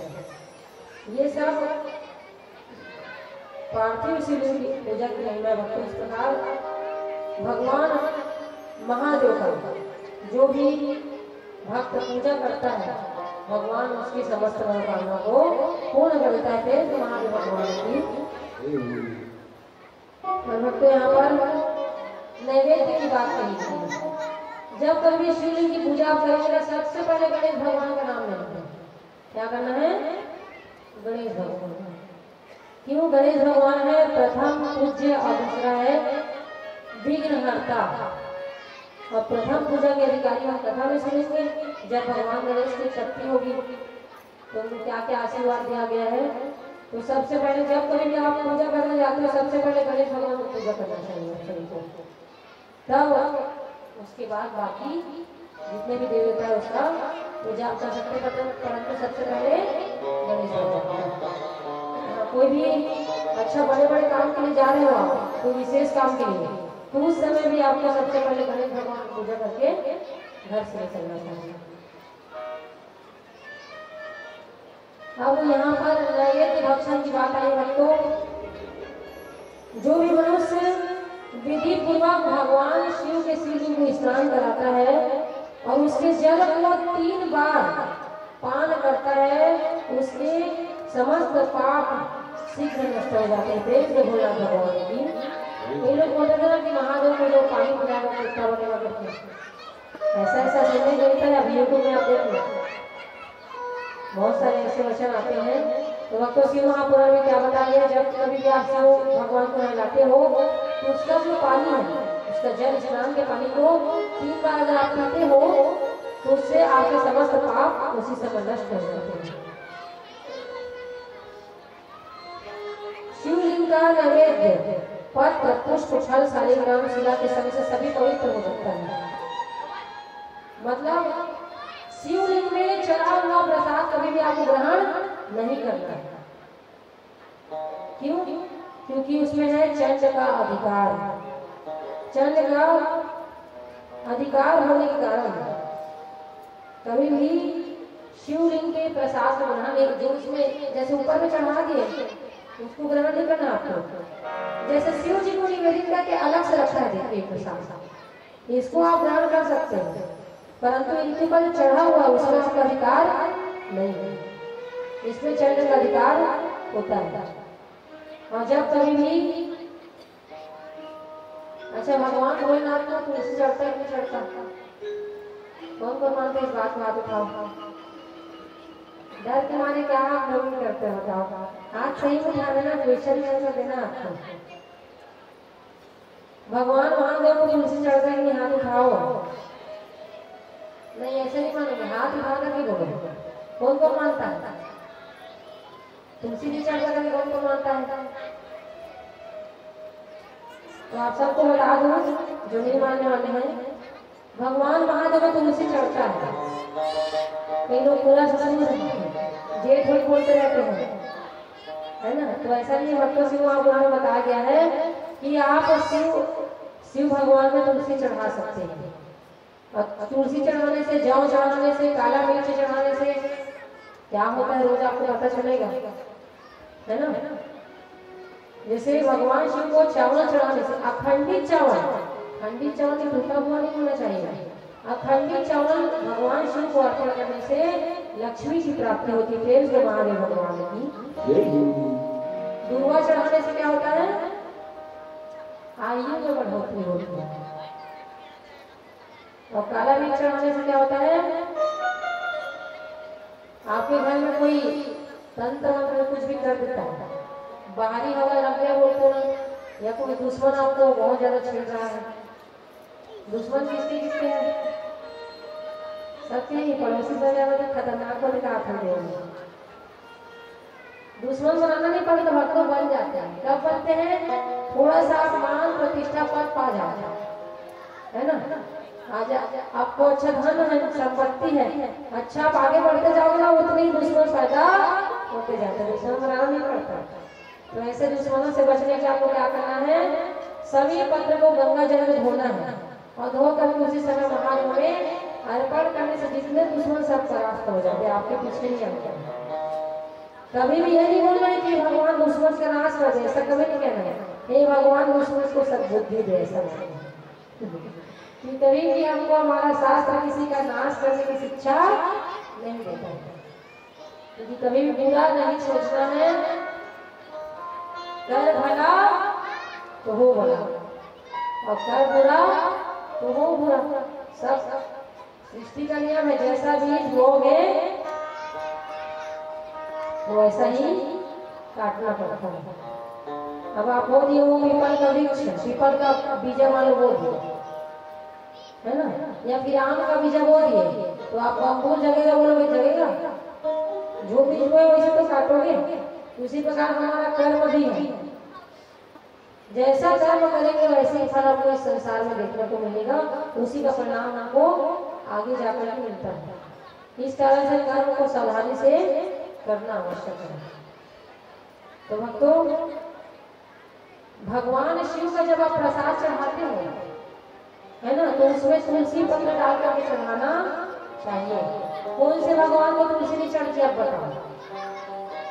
जो बताएगा उसको गिफ्ट में नहीं जाएगा।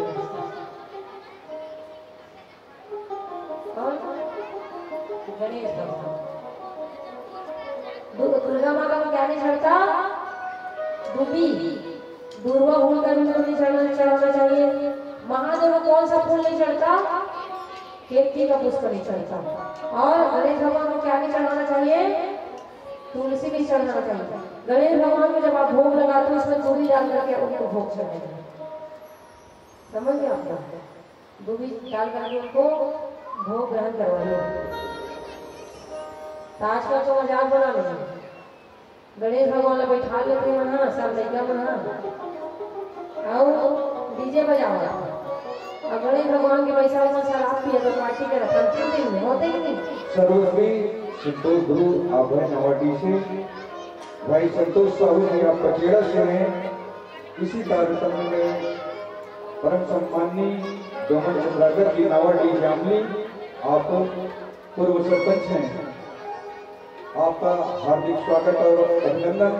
आइए धर्म मंच पर आए और कथा व्यास से आशीर्वाद प्राप्त करें। आप सभी का हार्दिक स्वागत और अभिनंदन। इस धराधाम में पधारने का बहुत बहुत धन्यवाद, बहुत बहुत साधुवाद।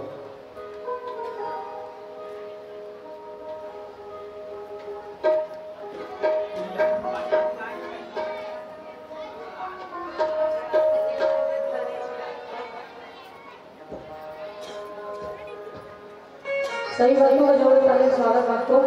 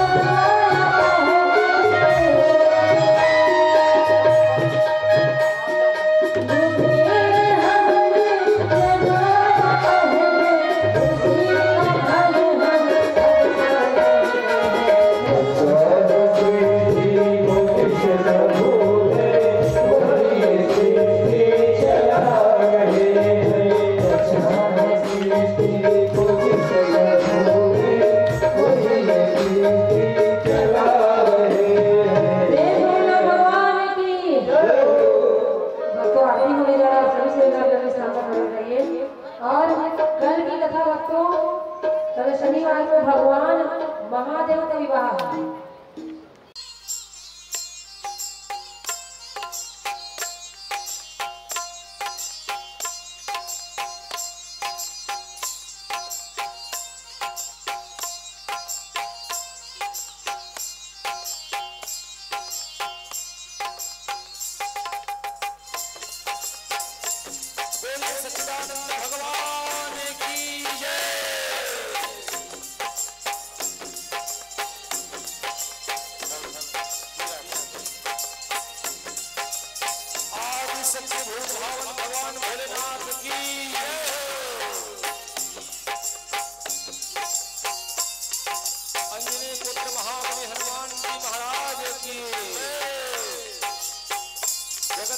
जगत कल्याणी माता पार्वती मैया की।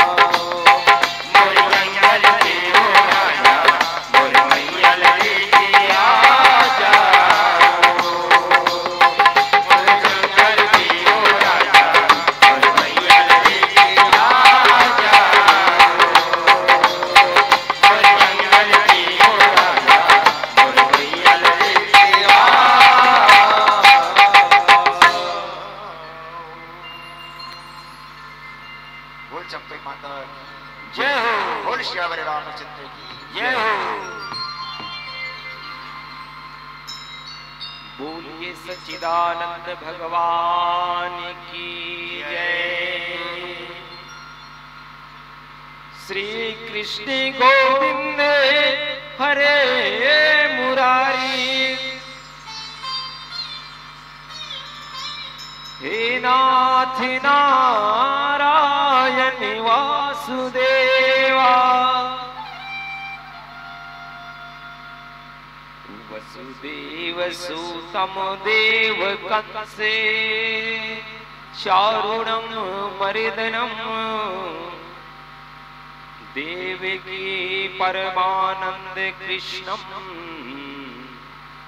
वंदे जगते गुरु।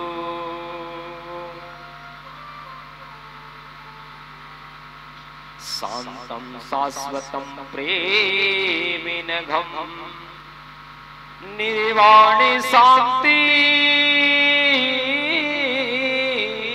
प्रदम, ब्रह्मा शंभो फणीन्द्र सेव्यनिशं, वेदांत वेद्यं विभो। रामाख्यं जगदीश्वरं सुरगुरु माया मनुष्यं हरि, वंदे करुणाकरं रघुवरं भूपाल चूड़ामणि।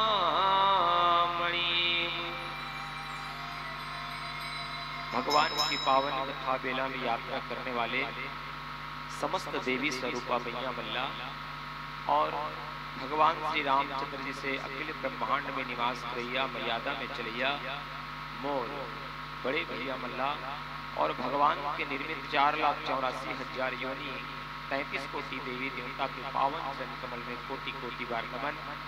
और चलिए आज आपको भगवान श्री आशुतोष शशांक शेखर चंद्र मौलि चितंबरा, कोटि कोटि प्रणाम शंभो कोटि नमन दिगंबरा। कमल कृष्ण प्रिया जी पलौद वाले आपको भगवान शिव जी से जोड़ रहे हैं। शिव और राम भवसागर से तारने वाले मेरे भगवान श्री सीताराम है, तो जीवन की अंतिम सारांश में इस भवसागर के बंधन को काटने वाले मेरे श्री शिव जी महाराज हैं। मणिकर्णिका घाट पर बैठकर जहां तारक मंत्र के उपयोग करके सीताराम की पावन कथा को हृदय में बसाते हुए भगवान शिव जी काशी में इस जीवन की मुक्ति को प्रदान करते हैं, वहीं भगवान सीताराम कलयुग में अनेक प्रकार के कलिकाल है उसको मिटाने के लिए कलयुग में केवल अपने नाम का विशेष महत्व रखते हैं। कितना प्रसंग है। आपको इस व्यासपीठ से आदरणीय मेरी गुरु देवी स्वरूपा आपको श्रीमद् भागवत से जोड़े हैं, भगवान शिव जी की पावन कथा से जोड़े हैं। और ये शिव जी की पावन कथा कि भूल से भी अगर कोई व्यक्ति सुन ले, ये शिव जी की वो पावन कथा कि भूल से कोई मंदिर में उसका दर्शन कर ले, निमित्त मात्र दर्शन कर ले, प्रथम सीढ़ी में जाकर कोई बैठ भी जाए, तो शिव महापुराण की पावन कथा आदरणीय मेरी गुरु वाचिका मैया आपको मानव जीवन को और ध्वनि विस्तारक यंत्र के माध्यम से जहां तक कथा की प्रवाहित हो रही सब जीव को तार रहे हैं। मैं उनकी पावन चरण कमल का कोटि कोटि बार प्रणाम करते हुए दिनेश नंदन प्रधान जी व्यासपीठ से आप सभी का अनुवादन करता हूं, अनुमोदन करता हूं कि मुझदास के मुखारबिंद से भगवान की पावन कथा प्रवाहित हो रही है। निसंदेह कहीं गलती हो जाए तो आप मेरे को अपने पुत्र समझकर क्षमा प्रदान करना। क्या बात है। गुरु पितु मातु महेश भवानी, प्रणो दीन बंधु दीन दानी, सेवक स्वामी सखा सियपी के, हिते निरुपदी सब विधि तुलसी के। भगवान शिव की अगर कोई कृपा हो जाए जीव में तो राम का मिलना बिल्कुल अनिवार्य है। आप ये वचनबद्ध कर लीजिए। और आज भगवान, कुछ मेरे से विलंब हुआ, भगवान ने मेरे निमित्त इतना ही श्रोता रख दिए। मैं भगवान का भी बहुत ही धन्यवाद करता हूं कि जिस प्रकार भगवान कृष्ण ने एक अर्जुन को गीता का अध्याय सुना दिया, एक अर्जुन को गीता का पाठ पढ़ा दिया, एक अर्जुन को संसार की वो अलौकिक शक्ति दे दी, एक अर्जुन को अपने विराट रूप का दर्शन कराते हैं। ऐसे भगवान श्री कृष्ण के पावन चरण कमल कोटि कोटि बार इतना ही काम। कलयुग में भगवान की, राम की महिमा का वर्णन किया गया है। कलयुग में भगवान सीताराम की महिमा का वर्णन किया गया है, क्योंकि सीताराम राम राम सीताराम राम राम सीताराम राम राम सीताराम राम। गाइए सीताराम राम राम सीताराम राम राम सीताराम राम राम सीताराम राम राम सीताराम राम राम राम राम सीताराम राम राम सीताराम राम। गाइए सीताराम राम राम सीताराम राम राम सीताराम राम राम सीताराम राम राम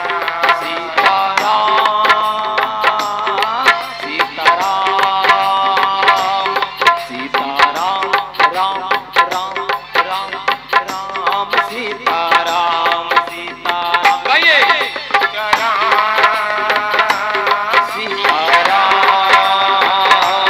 सीताराम सीताराम। कितना बात बताते हैं बाबा तुलसीदास जी महाराज। और भगवान भोलेनाथ माता पार्वती के साथ में बैठकर सीताराम की कथा को गाते हैं। कहाँ? हिम्बर समय नामक स्थान में अमर कथा।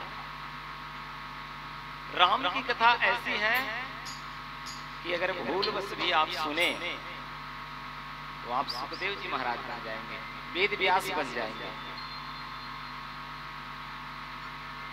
हमारी छत्तीसगढ़ी कवि कहते हैं कि राम की कथा सुनते सुनते भोलागार में जीव पर गया है।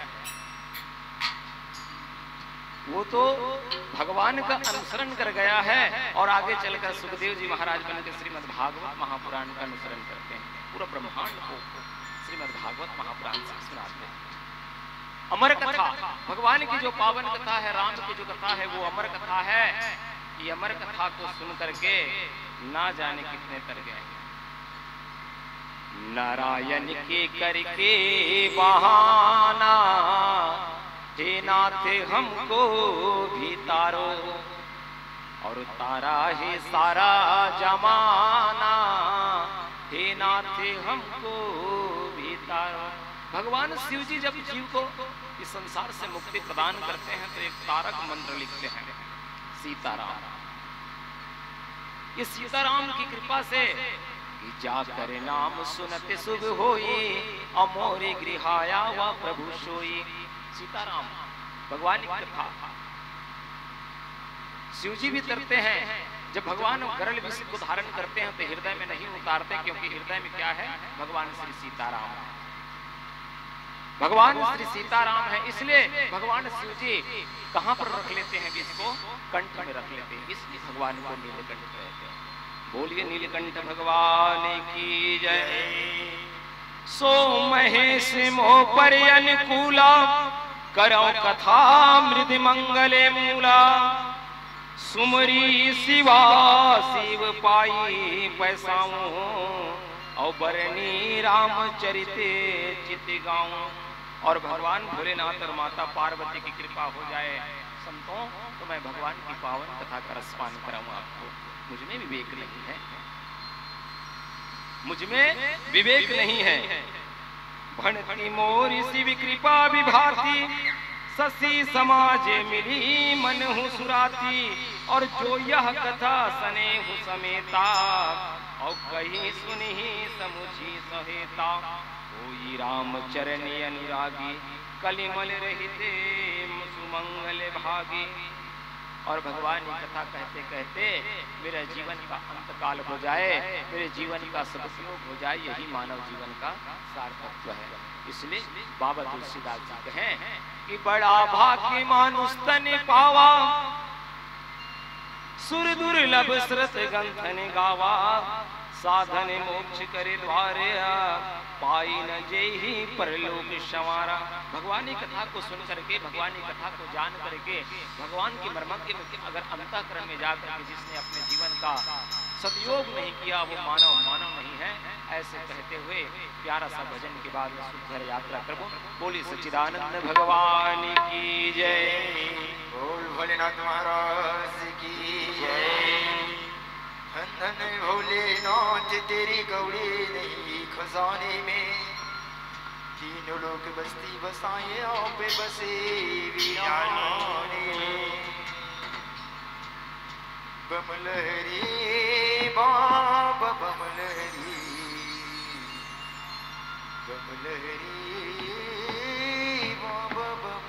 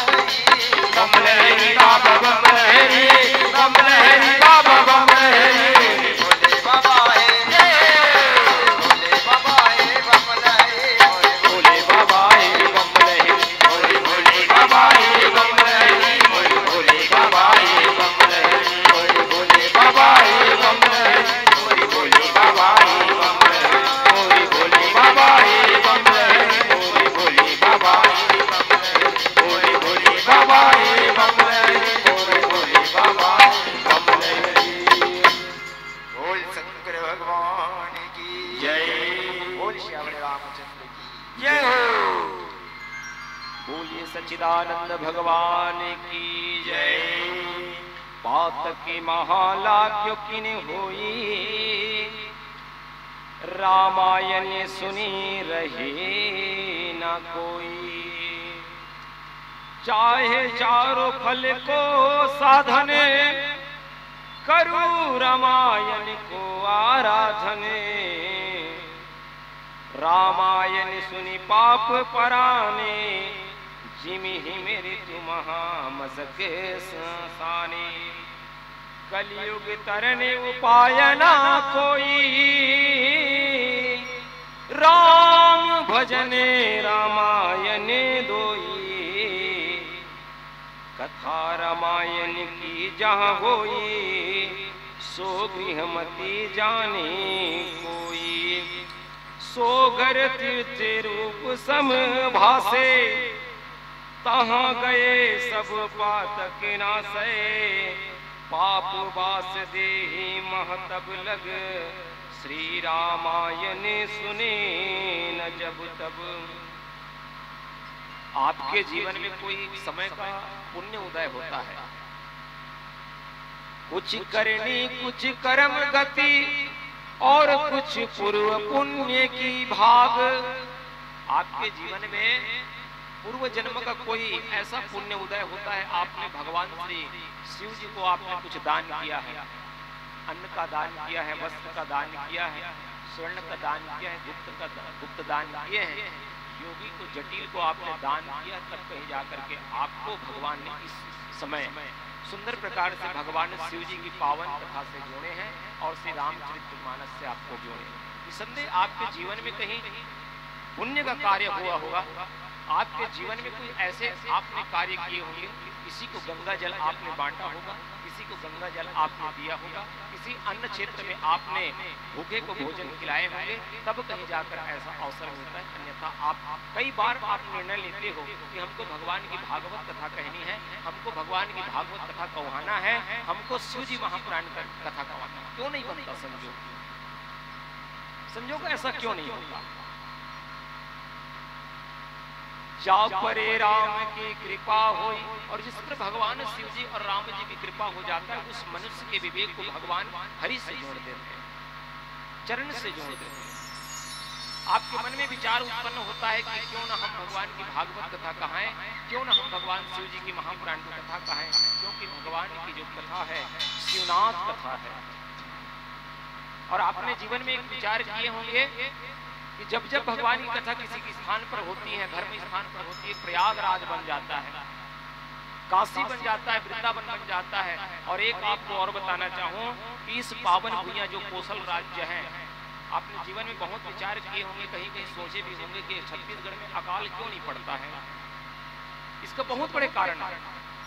भगवान शिव जी के महापुराण में बहुत सुंदर सुंदर बात का उल्लेख किया गया है। कौशल प्रदेश है ये, यहाँ भगवान शिव जी का स्थान है। और यहाँ भगवान जब शिव जी के जटा में आदरणीय हमारी गुरु मैया आपको भगवान की भागवत कथा से अवगत कराएंगे कि 10 प्रकार की जो माता गंगा की जो धाराएं हैं, वो पृथ्वी लोक में इसी पावन धराधाम छत्तीसगढ़ महतारी में गिरे हैं, जिसे हम भगवान शिवनाथ जी महाराज और शिवनाथ नदी के नाम से जानते हैं। बोले छत्तीसगढ़ महतारी की जय। 10 ऐसे पवित्र गंगा जल जो है प्रवाहित हुए हैं अंतःकरण में, जिसे नीलो उत्पला, चित्र उत्पला, अर्पा, पैरी, इंद्रावती, शिवनाथ, मान, भगवान शिव जी की जटा से निकले हुए अंतराह गंगा, जो इस भूमि को, इस छत्तीसगढ़ महतारी को, इस कौशल प्रदेश को शिवमय बना देते हैं। प्रयागराज जाइए, काशी धाम जाइए, आप श्री राजेंद्र लोचन भगवान में आपको वहां पर सुंदर राजेंद्र लोचन भगवान का दर्शन होगा।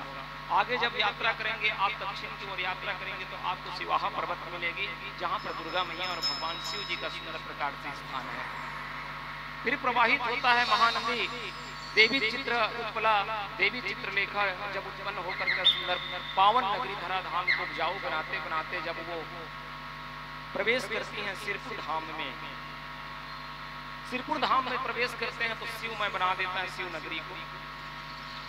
और कई कई जगह ऐसे भगवान की कथा में मिलते हैं कि इस पावन धराधाम जो कौशल प्रदेश है, इसी मिट्टी को लेकर के ब्रह्मा जी को दिया गया और ब्रह्मा जी ने सुंदर प्रकार से मानव जीवन का निर्माण किया है। ऐसे भगवान की भागवत कथा में कहीं कहीं बड़े बड़े ज्ञानी ध्यानी लोग बताते रहते हैं। ये शिव जी की नगरी है, ये भगवान शिव जी की नगरी है छत्तीसगढ़ महतारी, जिसे हम कौशल प्रदेश कहते हैं, जिसके हमको प्यार से हम धरती मैया छत्तीसगढ़ महतारी के नाम से जानते हैं। और राम की कथा, इस भगवान की कथा कौशल प्रदेश में बार बार होता है, क्योंकि भगवान और हमारा संबंध जो है ईश्वर के साथ में इस कौशल प्रदेश का, छत्तीसगढ़ प्रदेश का इतना गहरा रिलेटिव है, रिश्ता है। और भाषा, छत्तीसगढ़ में बहुत से शब्द है सुंदर भाषा। समाज ना तारे, दुनिया ना तारे, लेकिन भाषा अगर कोई आग के अंगना में आते हैं, आप उसको दान करते हैं, दक्षिणा करते हैं, और भगवान जैसे आप उसके चरणों को पढ़ते हैं तो आपके चरण के, आप जब उसको चरण में पढ़ते हैं तो आप जैसे ही मस्तक झुकाते हैं, हमारे भाषा लोग का संस्कृति है कि उसका चरण जो हमारे शरीर में पड़ता है, सिर में पड़ता है, तो हमारा जीवन और फूल दोनों जो है पवित्र होता है। कलयुग में जब संसार आपको ग्रसित करने लग गए, कलयुग में कलुष जो है आपको ग्रसित करने लग गए, तो परमात्मा राम की जो पावन कथा है, सीताराम की जो पावन कथा है, वो आपको जीवन में तारेंगे। कैसे? राम का नाम लेकर जो मर जाएंगे। आदरणीय संत शिरोमणि पवन दीवान जी, आदरणीय भगवान इस छत्तीसगढ़ को बहुत ही सुंदर नाम देकर गए हैं। वो अमर नाम दुनिया में कर जाएंगे, ये न पूछो कि मर कर किधर जाएंगे, वो जिधर भेज देगा उधर जाएंगे। आज राम की महिमा की वजह से, कारण से आज हम और आप बैठकर सुंदर भगवान की कथा सुन रहे हैं। ये शिव जी महापुराण आपके बीच में प्रवाहित हो रही हैं और हिंदू नववर्ष आदिशक्ति माता, माता स्वरूपा जगत जननी, इनकी धर्मपत्नी कावर सती मरते हरिसन बर मांगा, जन्म जन्म पद शिव अनुरागा, ते ही कारण ही में गृह जाई, जहाँ जन्म तनु पार्वती पाई। ये सती मैया जो है भगवान शिव के साथ में सदैव चलने वाले हैं। आदि और अनंत आदि शक्ति ने जग उपजाया। आप और मैं बैठकर शिव और जीव जो बैठे हैं एक जगह, आज मेरे तन में भगवान शिव जी हैं, आज इसी तन में जीव हैं, और दोनों का संबंध आंतरिक बना है। ऐसे मेरे भगवान शिव जी और सती जी। चलिए राम की महिमा का सुंदर वर्णन करते हुए बाबा तुलसीदास जी महाराज बहुत ही अवधपुरी के बारे में लिखते हैं। प्यारा सा भजन के बाद में हम सुंदर यात्रा करेंगे और रात्रिकालीन बेला हो रही है, तो चलिए जैसे हो सके संक्षिप्त में भगवान की भागवत कथा का अनुमोदन करेंगे। बोलिए वृंदावन बिहारी लाल भगवान की जय, सच्चिदानंद भगवान की जय। बोल श्याम रामचंद्र शंकर हरिओ, मैंने तुझ में रब को पाया, ओ मैंने तुझ में रब को पाया, ये बात निर्भय जाए, वो बात निर्भय जाए, मन के कोयली बोलो फजल तय सीताराम मिला,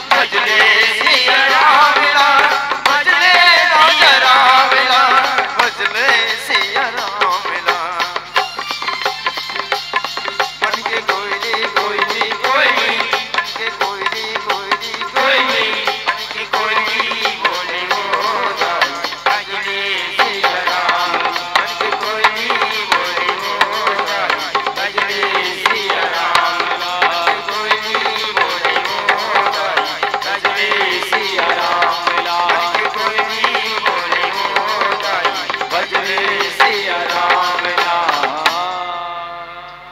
मन के कोयली बोले वो दाई, भजले सिया राम लाल। बोल श्याम हरे राम रज राम चंद्र शंकर हरि ओम। बोलिए सच्चिदानंद भगवान की जय। बंदो अवधपुरी अति पावनी, सरियों सरी कले कल से नसावनी। प्रणव पूरी नरी नारी बहुरी, ममता जिन परे प्रभु ना थोरी। एक बार की बात है,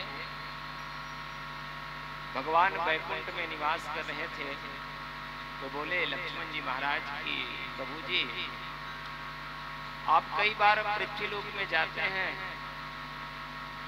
आपका जाना होता है भगवान, बहुत ऐसे देवता हैं जो आपके साथ जाने के लिए तरसते हैं,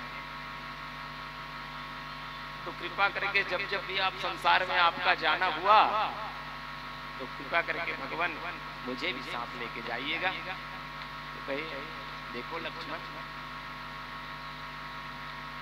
शेषनाग जी महाराज देखिए पृथ्वीलोक में जाएंगे आपको बहुत कष्ट सहना पड़ेगा, आपको बहुतों कष्ट सहना पड़ेगा, क्योंकि बहुत लोग बताते हैं कि यो संसार त्रिगर्भस्य जन्य, संसार जो है दुखों का कारण है।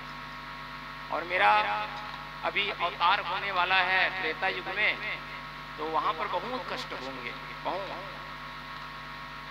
किसी व्यक्ति ने बताया कि और बहुत सारे विद्वान लोग लिखते पढ़ते हैं, बताते हैं हम तो साधारण से दास हैं जो भगवान आप तक त्रुटि भाषा में पहुंचा रहे हैं।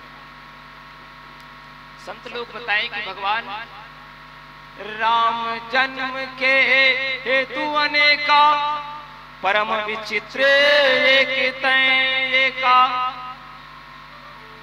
और माता कौशल्या के लिए भय प्रगति कृपाला दीनी दयाला, कौशल्या हितकारी। ये माता कौशल्या के लिए है। फिर आगे विद्वान लोग कहते हैं विप्रधेनु सूर्य संत हिताम लिन मनुजे अवतार। यहाँ पर एक शब्द लिख दिए हैं अवतार, वहां पर लिख दिए प्रगट, और जन्म के हेतु अनेका। तो लक्ष्मण जी महाराज कहे कि प्रभु आपके साथ मैं चलना चाहता हूँ। तो वो बोले कि देखो लखनलाल शेषनाग जी महाराज आपको कष्ट बहुत झेलना पड़ेगा, ठीक है कोई बात नहीं, आपसे अंतःकरण प्रेम है मुझको कि जा पर कृपा राम की हुई। आपके कृपा कोई व्यक्ति के ऊपर हो जाए, कोई व्यक्ति विशेष के ऊपर हो जाए, इसलिए केवट जी महाराज कहते हैं मैं जानता हूं प्रभु जी कि आपके चरणों में वो धुनी है, आपके चरणों में वो जादू है कि पत्थर को भी नारी बना देता है। बोले सच्चिदानंद भगवान की जय। मैं आपकी जानता हूं करनी मानुष करनी है।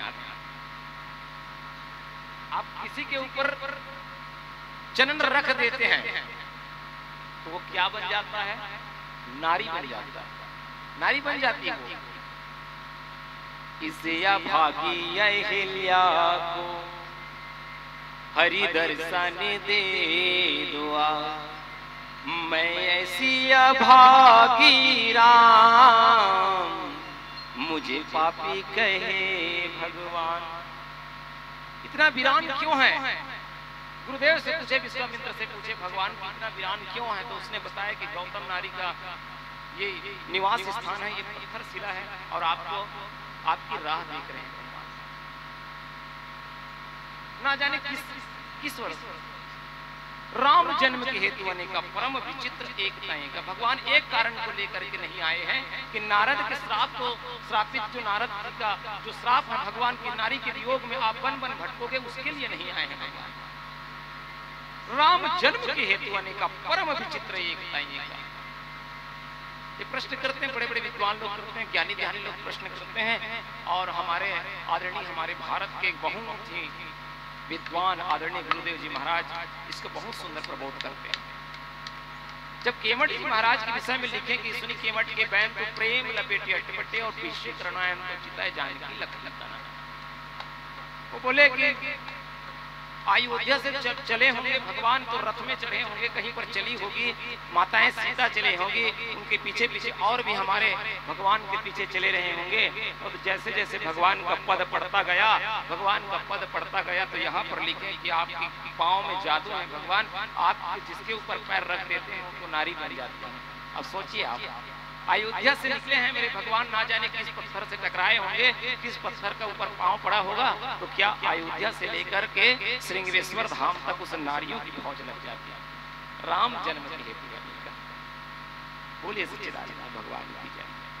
परम विचित्र एकता एका। और यहाँ लिख देते हैं कि आपके चरण में जादू है भगवान, आप जिसके ऊपर पैर रख देते हैं वो नारी बन जाती है।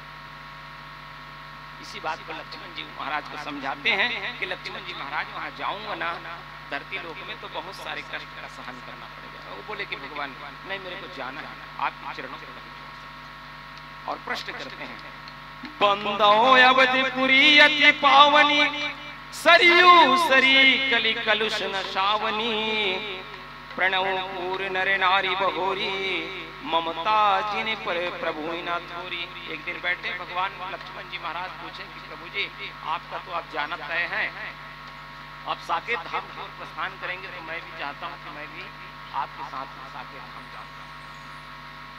तो फिर हमारे लक्ष्मण जी महाराज को बोले हमारे राम जी कहें कि ठीक है आप प्रातः काल ब्रह्म मुहूर्त में उठना, 3:59 में उठ जाना और जाकर सरयू के तट में बैठ जाना, कल आपको हम ले चलेंगे।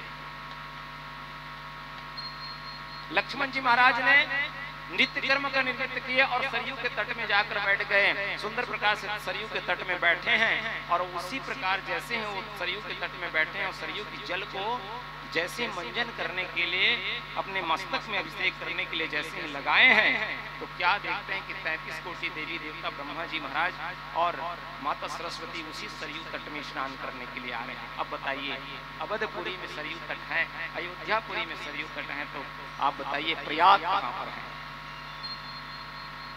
साकेत धाम कहाँ पर है। चलिए संक्षिप्त समय के लिए आपसे मित्रता हुई थी, संक्षिप्त समय के लिए आपसे राम प्रेम हुआ था। मुझे राम से लग गई प्रेम की दुनिया क्या जाने। चलिए प्यारा सा आरती भगवान की पावन आरती। बोल श्यावरी राम रस राम चंद्र शंकर हरिओम। श्री रामचंद्र भगवान की है आरती आरती। पापियों को पाप से है तारती।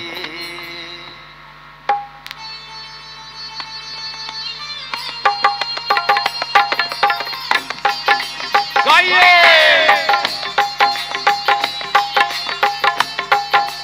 जय हो, जय जय श्री राम।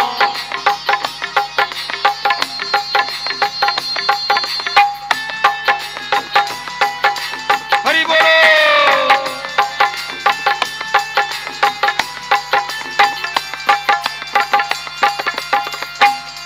श्री रामचंद्र भगवान की है आरती आरती। पापियों को पाप से है तारती। श्री रामचंद्र भगवान की है आरती आरती। पापियों को पाप से है तारती। पापियों को पाप से है तारती। पापियों को पाप से है तारती। श्री रामचंद्र भगवान की है आरती आरती। पापियों को पाप से है तारती। श्री रामचंद्र भगवान